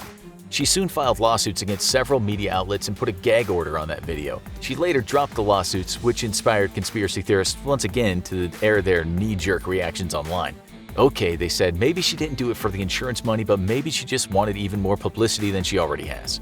Really? She'd risk becoming a criminal in France to get more attention when she arguably has more attention than the Sun? The whole thing being staged just didn't add up. Then some suspects were apprehended by the police along with the alleged ringleader, one Omar At-Kadachi, aka Omar the Elder. This 60-something man was made out to be some kind of criminal mastermind, although his lawyer said he's very far from the fantasized image of a great bandit that he portrayed. Another guy was arrested after his DNA was found at the site. He later admitted that he'd been part of the robbery and had even tried to sell her ring. He added that this proved difficult given the ring was so well known. It ain't easy to fence the crown jewels, that's for sure, but it can be done. 11 suspects were apprehended in total, most of them aged 44 to 72. The 5 men that entered the building that day have since been dubbed the Grandpa Robbers because they were aged 60 to 72. As we write this, the trial has yet to take place, although one man named Younis Abbas isn't denying anything. He's since written a book called I Kidnapped Kim Kardashian. The 67-year-old guy is the guy that dropped the diamond-encrusted cross on the sidewalk when he was making his slow getaway on a bicycle. He later wrote, "It went fast, maybe 5, 6, 7 minutes from entry to exit. Because everything went smoothly, nobody interfered, the victim handed over the jewels without resistance. He's hoping he'll be given a light sentence given his honesty and the fact that he has an ailing heart. As for the missing jewelry, well, the Kardashian bling is still out there somewhere. It's very likely everything was taken apart and those parts were sold separately. They could well be sitting in jewelry stores in Antwerp as we speak, one day becoming part of some other rich person's jewelry collection. As one expert said about the stolen diamonds, they will be on the fingers of Americans within 6 months to a year, and they won't even know they once made 8 million people on Instagram green with envy. That concierge, he was racked with guilt after what had happened, so much so that he wrote a letter to Kardashian. It went, "Dear Kim, when you feel the cold steel of a gun at your neck, it's the moment when remaining calm can mean the difference between life and death, both our lives. I hope you're feeling better." When you think of famous robbers, a few names might come to mind, such as John Dillinger, Jesse James, Babyface Nelson, and Butch Cassidy. But the amount of money they stole is nothing compared to a man you've probably never heard of. His name is Maxim Yakubets, and he started and heads the hacker organization Evil Corp. Let's go on an adventure down the rabbit hole that is Evil Corp and see how they stole hundreds of millions of dollars from people all around the world. Imagine you're a hacker. It's just a regular day. You're minding your own business, stealing credit card info and social security numbers. Business is good. You've just decrypted the password algorithm for the servers of a social media website's client list. You now have free reign over their clients' info and accounts. All is going according to plan when suddenly your computer screen goes completely black. You check the power and connections, everything's fine. Then you notice a neon green cursor blinking against the black background of the screen. That's odd, you think. You hit the escape key, you try to force a reboot. Nothing works. It seems as if you've lost control of your computer. Then a message begins to type across your screen in green lettering. "Hello, hacker. Your work is good. Would you like to become part of something bigger?" Bigger, you think? What is this? Who's playing this joke on me, you ask yourself. Then, as if the screen were listening, green letters scroll across the blackness. No joke, your future lies with Evil Corp. Join us and become richer than your wildest dreams. Refuse us and your life will be destroyed. The screen goes completely black for a moment and then your computer screen flashes back to what you'd been previously working on. The list of the client info you stole remains right where you left it, like nothing had ever happened. What was that? My future lies with Evil Corp? What is Evil Corp? And how did an innocent hacker like me end up on their list? You say out loud. More importantly, do you really have any other choice but to join them? You certainly don't want your life to be destroyed, do you? The next night, you boot up your computer and wait. Suddenly, the screen goes black and the neon cursor blinks. "I'm in," you type. You've now been indoctrinated into the cybercrime syndicate of Evil Corp, a hacker organization led by a man named Maxim Yakubets. Like all hackers, Yakubets goes by a pseudonym. Online, he's known by the alias Aqua. He had started Evil Corp almost a decade ago and had been stealing money from businesses around the world ever since. All in all, cybercrimes over the next 5 years are estimated to cost businesses between $45 to $600 billion per year. That's billions with a B.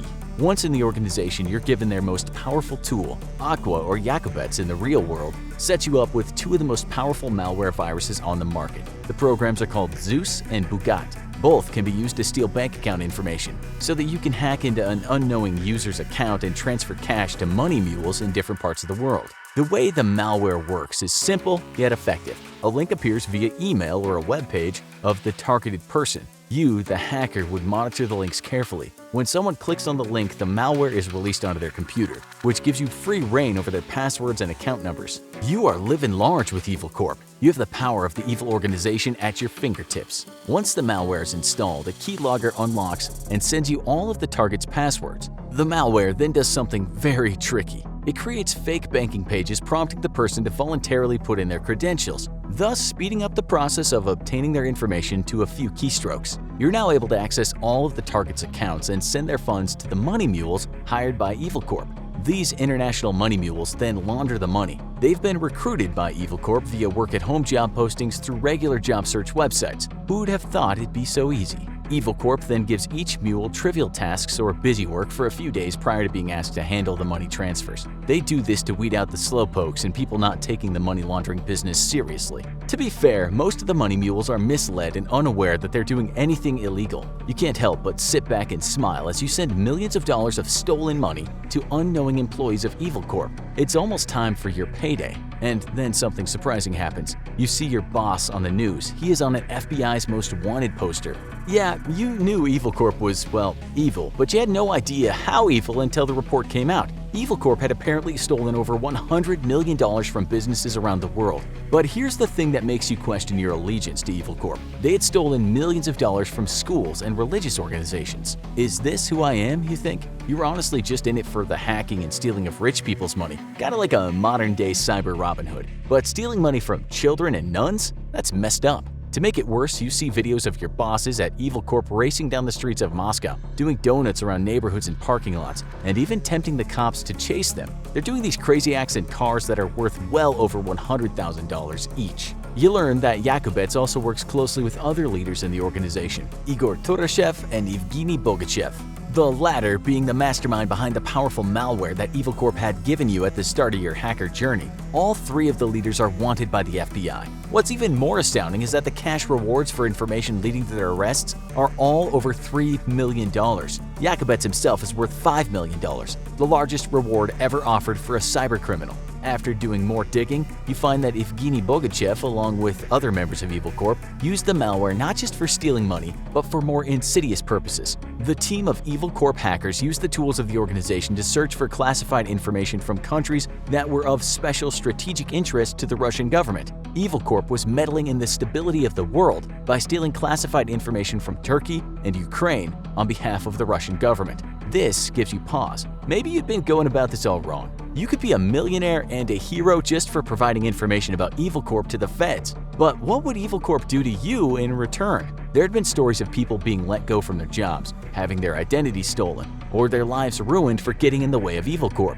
You definitely do not want any of these things happening to you. Besides, it's nearly impossible for the United States or any organization to get close to Yakubets and the rest of Evil Corp because they are all in Russia. It goes without saying that the US and Russia have not always seen eye to eye or gotten along. But this is even more the case when it comes to Russian hackers. Whether they work for the government or for an entity like Evil Corp, Russia passionately protects their cyber hackers. In fact, Yakubets even obtained a license from the government to work with Russian classified information in 2018. That is a lot of trust to put in the hands of a hacker whose organization has stolen tens of millions of dollars. The longer you work for Evil Corp, the more sophisticated and evil things get. The head programmers of the hacker organization modify the malware. Now, when the victim clicks on the malware link, Evil Corp sends them to a modified webpage of their own bank. This webpage displays a phony customer support number, so Evil Corp has all their information and passwords. And when the victim seeks help, they're calling a fake customer support line. What won't these guys do?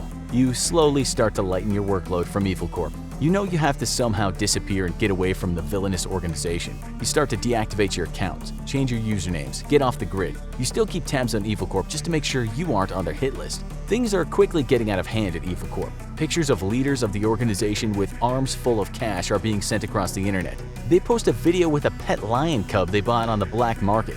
They are untouchable. The FBI and other international agencies are still looking for ways to bring Yakubets and the members of Evil Corp to justice. It does not seem that the organization and their associates will be stopped anytime soon. Evil Corp is still a functioning entity and still stealing millions of dollars from people around the world. You are glad you got out before they do something that could lead to an international conflict. All you know is that Evil Corp truly lives up to their name. They are evil.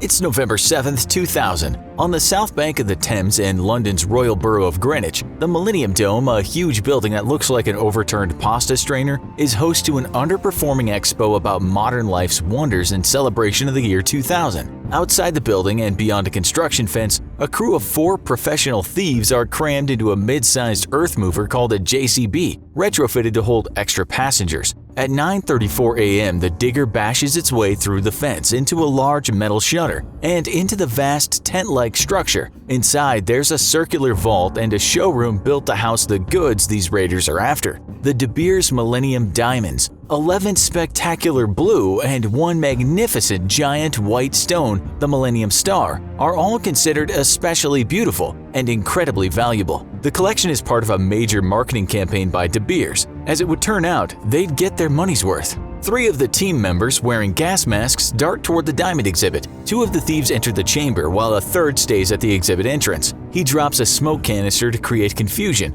Inside the vault, one of the criminals uses a Hilti nail gun to penetrate the glass cylinder surrounding the largest of the stones, the Millennium Star. Once it's weakened, his partner takes over with a sledgehammer. As planned, they're able to make a hole of sufficient size to get the diamond in under a minute. The nail gun operator moves on to get the rest of the diamonds. If things continue as they've planned, their next sequence of moves will be to cut the stones free from their fixtures with bolt cutters, spray ammonia around to destroy DNA evidence, duck back in the JCB and out of the Millennium Dome, jump into a getaway speedboat, cross the Thames, hop in a van with a waiting driver, drive back across the river, meet up with a mysterious buyer at a 15th century tavern, and sell the rocks. A lovely dream. The purported ringleader of the gang was one Ray Betson at age 39. He was a veteran criminal with a largely uneventful career of check fraud and illegal cigarette sales. A recent upswing in policing had recently cost Benson a substantial amount of product, and he was eager to get back on solid footing. More than that, he hoped to move his family to Spain's Costa del Sol, where some of the UK's most successful criminals had established an expat community.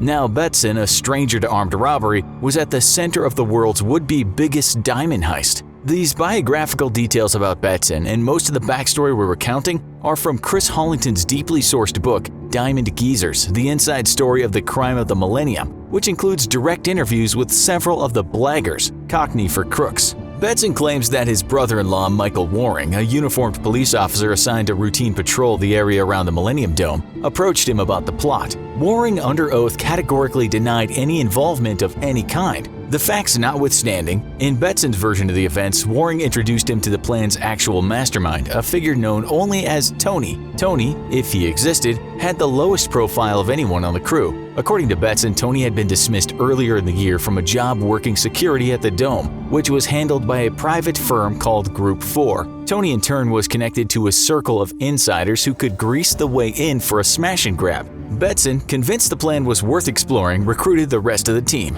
First up was a veteran from the old days of London's underworld. At age 56, Terry Millman had decades of experience in armed robbery, albeit without stellar results. And he was dying, painfully, of stomach cancer. This would be the proverbial one last job. A thrill, maybe a legacy. Next was William Cockram, a longtime friend of Betson's who worked in construction. Cockram had a few marks on his record for small-time offenses, but like Betson, had never been anywhere near a caper like this one. Aldo Chiroch was another odd choice for the gang. Younger than the rest, he'd done time for shoplifting, and that was it. He was now struggling to establish himself in real estate, but convinced that he needed to keep up an expensive lifestyle to hold on to his new girlfriend, an American student and model. Millman, as it turns out, had around the same time been working as part of a larger crew on another heist. This caper took place on July 7, 2000, at the village of Aylesford in Kent County, southeast of London. The robbers blocked the path of an armored truck with their transit van and threatened the drivers with sawed-off shotguns. To get at the cash inside the vehicle, the gang had outfitted a large truck with a battering ram hidden under some fir trees. The idea was to bash the armored car and then attach the battered doors to the big rig and pull them off. The rig plowed backwards into the armored car, doing some damage. Additional ramming was needed and there wouldn't be any. A police car made it to the scene in good time. The robbers gave up and headed back to their van, which whisked them away to their speedboat on the River Medway. It seemed like a clean getaway. But even if the evidence from the failed job didn't implicate everyone, at least one member of the crew, Lee Wenham, was already under surveillance for other suspected crimes. So when Betson and Millman arrived for a meeting at the Wenham's horse farm in Kent, they were being watched. The superintendent of Kent's Serious Crimes Unit had recognized one of the vans at the Aylesford robbery attempt as a vehicle on the Wenham's farm. Kent police learned of a crime earlier in the year with London proper that had almost used the same method. They shared their intelligence with colleagues at London's Metropolitan Police, often known as Scotland Yard or just the Met, who in turn reported Wenham apparently casing the Millennium Dome. The previously untargeted Betson was now put under constant surveillance. For months, the watching continued. Lee Wenham started modifying the JCB Earth Mover. Along with another conspirator named James Hurley, they went for a ride on a speedboat. That suggested the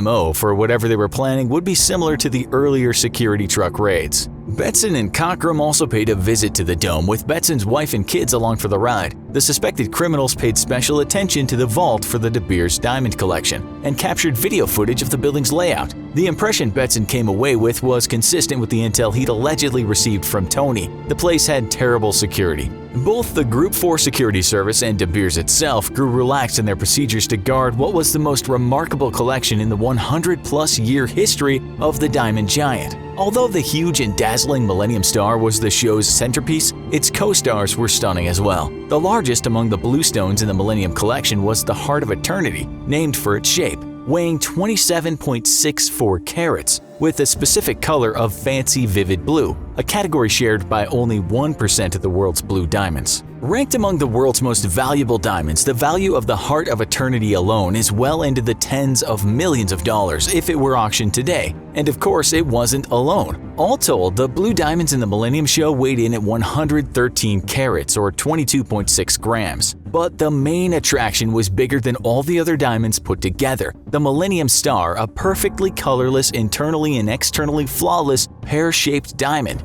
weighs 203.04 carats, roughly as much as a golf ball. The details of its discovery are fuzzy and there are differing accounts. De Beers claimed that the circumstances made it impossible to trace the exact place and date of the discovery, but that it was unearthed sometime around 1990, possibly 1992, in what's now called the Democratic Republic of the Congo, then called Zaire, near the city of Mbuji-Mayi, the center of the country's diamond mining operations. At 777 carats, the raw stone ranks among the biggest diamonds ever discovered. De Beers balked at putting a price tag on the collection. Court records referred to a figure of £200 million, a pretty good score, but not as spectacular as it sounds. The problem with diamond theft is that it's really hard to fence the ice once you've got it, so the actual thieves are selling something that's already gone way down in value. Each conspirator was to receive a share of a £500,000 total payout, nothing like what the jewels would see at auction. The flying squad was the Met's anti-robbery team. The name has nothing to do with aircraft, it just means that they patrolled all of Greater London instead of a single area. When Detective Superintendent John Shatford, operational head of the flying squad, learned of the possibility of a dome robbery in late August, he initiated the largest takedown in the unit's history, Operation Magician. Including court costs, the operation would ultimately run a tab of £3.5 million. There was to be a massive backup for the arrest attempt. Shatford believed that the gang would be heavily armed, which was actually incorrect. The thieves specifically chose not to carry guns. The flying squad's best clue was the speedboat. A getaway from the Millennium Dome by boat could only work at the highest tides. So on the day of the next peak tide, October 6th, beginning at 3 a.m., 200 police officers made up of the flying squad, firearms experts, 3 police boats on the Thames, and 2 reconnaissance helicopters make their way to various positions in and around the dome. Some officers are hidden behind a fake wall, others are dressed as dome maintenance crew with automatic weapons hidden in trash bags and bins. Dawn breaks. At 9:30 a.m., the De Beers vault opens, and then nothing. The gang's boat won't start, there was no plan B, and that's it for the day. Betson calls off the job, and the 2 vans and the earth mover never arrive at the dome. Shatford needs the heist to take place. There's nothing serious to charge the conspirators with unless they're actually caught stealing. Fortunately for Shatford, the gang is determined. The Met didn't have the intel to know it, but the crew was going to regroup and try again, at what they predicted would be the next tidal maximum for November 6th. And so, take 2, November 6th, 3 a.m., exactly the same setup for the police. The gang has had one personnel change. James Hurley is bowed out, moving to Costa del Sol, and in his place, the diminutive, affable but cash-strapped Kevin Meredith would be the skipper. But as showtime approached, Meredith noticed that the tide wouldn't be at full height. Again, the job was called off. Another frustrating false alarm for the police, but they also realized the error in tidal predictions and so would get another try to pull off Operation Magician the following day. November 7th, police in place, the tide is high. 2 vans and the JCB earth mover make their way toward the dome, with 1 extra crew member this time, Robert "Bob the Builder" Adams. Scion of one of Britain's most famous crime families, was a good choice to swing a sledgehammer. At 9:30, they're ready to go, except for one thing. Unlike every other time they'd been there, the aluminum shutter at their chosen entrance is closed. At 9:34, Betson decides to just plow ahead, first knocking through the fence as planned, then bashing into the shutter, injuring his face, and on into the clear plastic doors. This makes an incredible noise that startles the few bystanders already visiting the exhibition. It's also a surprise to the police team, who had been expecting the crew to enter the building on foot. 2 disguised officers duck out of the way. Cockrum and Adams run into the vault. Charoch follows behind and creates the smoke screen. In the vault, the nail gunning and the sledgehammer swinging commence, but before the thieves could even snatch the jewels, the tip of the huge sting operation descends upon them. Cops outnumber the criminals at the scene 40-1. Inside the vault, police throw stun grenades. One of the thieves is knocked unconscious. The other is quickly tackled without resistance. Had the thieves managed the impossible task of avoiding the onslaught, there was no getaway vehicle waiting for them. Meredith in the speedboat had become confused and shows up at the wrong dock. The police craft block him in at the alternative location. Meanwhile, officers wrest Benson from the JCB and pin him to the ground along with Karoch. In addition to actual Dome employees, 62 visitors were already in attendance for the day, including a group of school children. Police did see to it that the kids were nowhere near the action, but to maintain their cover, the other attendees and the civilian staff were oblivious until the action started. None of the bystanders were harmed, although considering the firepower the police had on hand, that doesn't seem like a foregone conclusion. As the arrest winds down, 90 contestants from the upcoming Miss World pageant are gathering nearby. They are likewise unaffected by the commotion. One bit of irony. Sadly for the would-be thieves, the real diamonds weren't even in the building. They'd been removed to De Beers' nearby heavily guarded office. The crooks had been laboring to get at a set of fakes. For his part, the veteran robber Millman was waiting across the Thames in the getaway van, but he was spotted. When police told him to get out of the car, he asked if he might finish his tea first. The driver of the second van got away. According to Betson, that had been Tony, and he'd been allowed to escape. In Betson's theory, the entire job had been a trap. His brother-in-law, P.C. Waring, and Tony were both working with the flying squad to set up some troublesome criminals and nab some great publicity. It's not as wild an accusation as it sounds. Flying Squad had a history of questionable actions. But there are easier ways to set someone up than planning the world's largest diamond heist. There's no evidence that Waring was in any way a corrupt cop, and there's no evidence that Tony ever walked the face of the earth.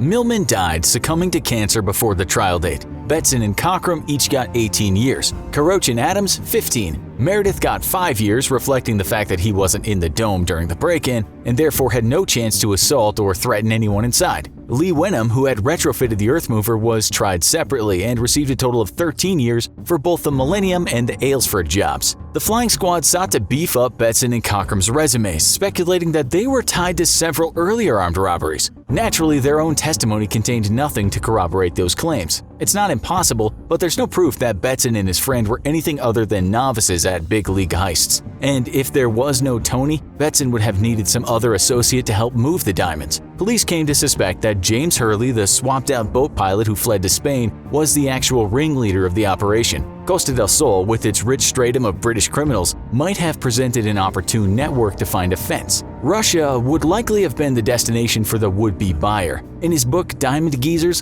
Hollington notes the gang's sophisticated radio equipment. He suggests that there was a major crime boss behind the scenes, but stops short of naming his suspected mastermind. And neither Betson nor any of his partners betrayed any knowledge of a kingpin. And so, like the Millennium Star itself, the origin of the Millennium Diamond Raid remains a mystery.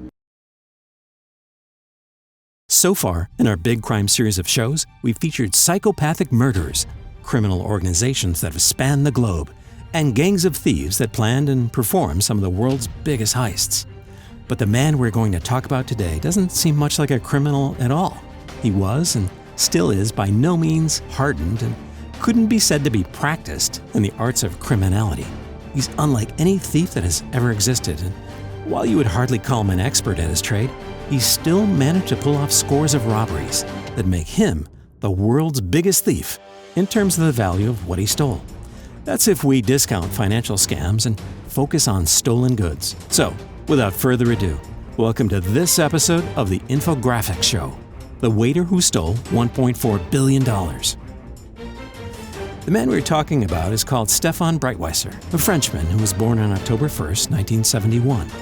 He's been called the world's best, most notorious, and most consistent thief. That's because when he was in his mid-20s, he somehow managed to steal around $1.4 billion worth of art. He did this from 1995 to 2001 in countries all over Europe. His day job was as a waiter, but the young buck would occasionally turn into art thief. It's said once every 15 days. He stole 239 paintings and other exhibits from 172 museums and other places during these years. Not much has been printed about his childhood, but there have been a handful of extensive newspaper features written about this lad. According to a 2005 story written about Breitwieser that was published by The Guardian, ever since he was very young, he was spellbound by art, especially if it came from the 16th, 17th, and 18th centuries. This is why he was unlike any other criminal out there, because he didn't even try and sell his art bounty on for profit. He just kept all of it for his own collection. In his court appearance, he said this: whether it was a Bruegel or a painting by an unknown artist, whether it was worth €1,000 or millions, It was the beauty of the work of art that interested me. So, what did he steal and how did he do it? Well, as for how he did it, that was mostly a simple affair. He only preyed on places that were small and had lax security. He would sometimes use his girlfriend to cause a distraction too, and when he thought that coast was clear, he'd walk right up to the painting he adored, lift it from the wall, and put it under his jacket. The first time he ever did this was when he fell in love with a painting he saw at a medieval castle in Bonn, Germany. That was a portrait painting by Swiss artist Christian Wilhelm Dietrich. He had to pull out a few nails and wrestle the painting out, but he got it. He later said of that particular piece, "I was fascinated by the beauty, the qualities of the woman, by her eyes, which reminded me of my grandmother." And he pulled off jobs like this successfully in 7 European countries, always picking small galleries or museums with laid-back security, or, better still, picking on antique shops and churches where security is often even more lax. Maybe our viewers are now getting ideas, seeing as some simple waiter can just walk out of buildings with expensive paintings in his jacket. But we must remind you that he did end up getting caught. In total, he had places in Switzerland 66 times, France 68 times, 19 times in Belgium, and 21 times in the countries of Germany, Denmark, Austria, and Holland. His most valuable piece of swag was a 16th century painting by German Renaissance painter Lucas Cranach the Elder. The painting was called Sibylle of Cleves, another portrait of a woman, and that was worth between $8 million and $9 million. It's thought that this is now set at the bottom of a canal, as it was one of the many paintings Breitweiser's mother threw out. He also stole very valuable paintings by the Dutch artist Peter Bruegel the Elder and the French painter François Boucher. Those two are thought to have been dumped somewhere by the man's despairing mother. It was her house, where her son lived, where the paintings were stashed. Obviously, we can't go through all of the 239 pieces stolen, but in all, they were valued at $1.4 billion. Police recovered around 110 pieces of the stolen works, but some of those were recovered after being thrown out, and so were not in the best condition. Around 60 other paintings were never found, and the rest of the swag was thought to be pottery, jewels, and figurines, and it's said many of those are floating at the bottom of a canal if indeed the mother was telling the truth. Destruction of canvases on this scale is almost unprecedented, said Alexander Smith of the Art Loss Register in London after the news broke. The loving son did feel bad for his mom, saying after she was arrested, "I feel guilty for my mother. If you send her to prison, you will kill her. I apologize for everything. I'll compensate the victims." But how did he get caught?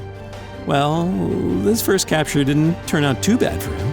That was in 1997 when Breitweiser was nabbed in Switzerland while trying to make off with a Wilhelm van Elst landscape painting. He had even been allowed in to see this exhibition after getting permission. As he and his girlfriend put the painting in the car, they were both stopped by security, who had earlier been informed of a theft. The Swiss courts were nice to the pair, just handing him, there's no mention of his girlfriend getting anything, an 8-month suspended sentence. He was told to leave Switzerland, but he didn't. He kept his waiter's job and carried on stealing.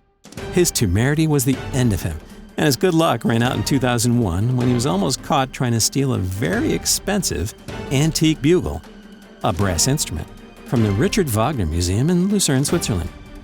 He did get away that time, but this kid with too much confidence went back 2 days later to try and steal again. The security guard noticed him, and after being notified by a journalist walking his dog, and the police were called. He was arrested and jailed for 2 years in Switzerland, and then extradited to France. Police now knew that he was behind many other art thefts, but they had no idea how many. They found nothing at his mother's house upon searching, as she had gotten rid of most of the stolen pieces by throwing them in the canal and even shredding some paintings. Apparently, she had little idea about the massive value of the works she was destroying. Breitweiser later told police exactly what he had stolen, and amazingly, he knew every piece by name and all the details about them. He even corrected details in court about the paintings when mistakes were made. He was sentenced to 3 years in jail, while his girlfriend got 18 months for being his accomplice, and his mother also got 3 years for the destruction of the art. Breitweiser ended up serving 26 months, His girlfriend served 6 months, and the mother served 18 months. He always felt guilty about what happened to his mom, once saying, "I can no longer talk to my mother because I feel so guilty and I'm too ashamed." He added to that, "My girlfriend has left me and I have no home, no money. All I have is a father and a few friends in prison." It's said he became very depressed while in prison over everything that happened and tried to commit suicide. When he got out, Breitweiser wrote a book about his exploits called Confessions of an Art Thief, translated from French. He tried to get money another way, and that was by trying to sell some works of art he had stolen after leaving prison. He was arrested for this in Germany in 2011, and on searching his apartment after being caught trying to sell a vase, they found 40 more pieces of art, mostly paintings, but some tapestries, sculptures, chandeliers, and even pocket watches. Police also found some works of art hidden at his mother's house. In the press at the time it was reported, since his release from prison, Breitweiser has allegedly committed thefts in France, Belgium, and Germany, staying a bit closer to home, since his previous crimes took him further afield, to places like Denmark and Austria. In the same report, a source close to the thief said, "He really loves art, but also the money that he can get from it." The bad boy waiter was sentenced to another 3 years in 2013. We can't find any news about him for 2018, so perhaps he's turned over a new leaf, or perhaps he just hasn't been caught yet. While he had tried to sell some pieces after interviewing Breitweiser, psychologists said he definitely had an addiction to art, just as people are addicted to drugs. They said he was an obsessive and couldn't control his compulsions. He's now known as an art addict, but also the world's greatest ever art thief. What do you think about this man? Let us know in the comments. Also, be sure to check out our other video called "What If You Only Drank Coke, Soda, and Nothing Else?" Thanks for watching, and as always, don't forget to like, share, and subscribe. See you next time.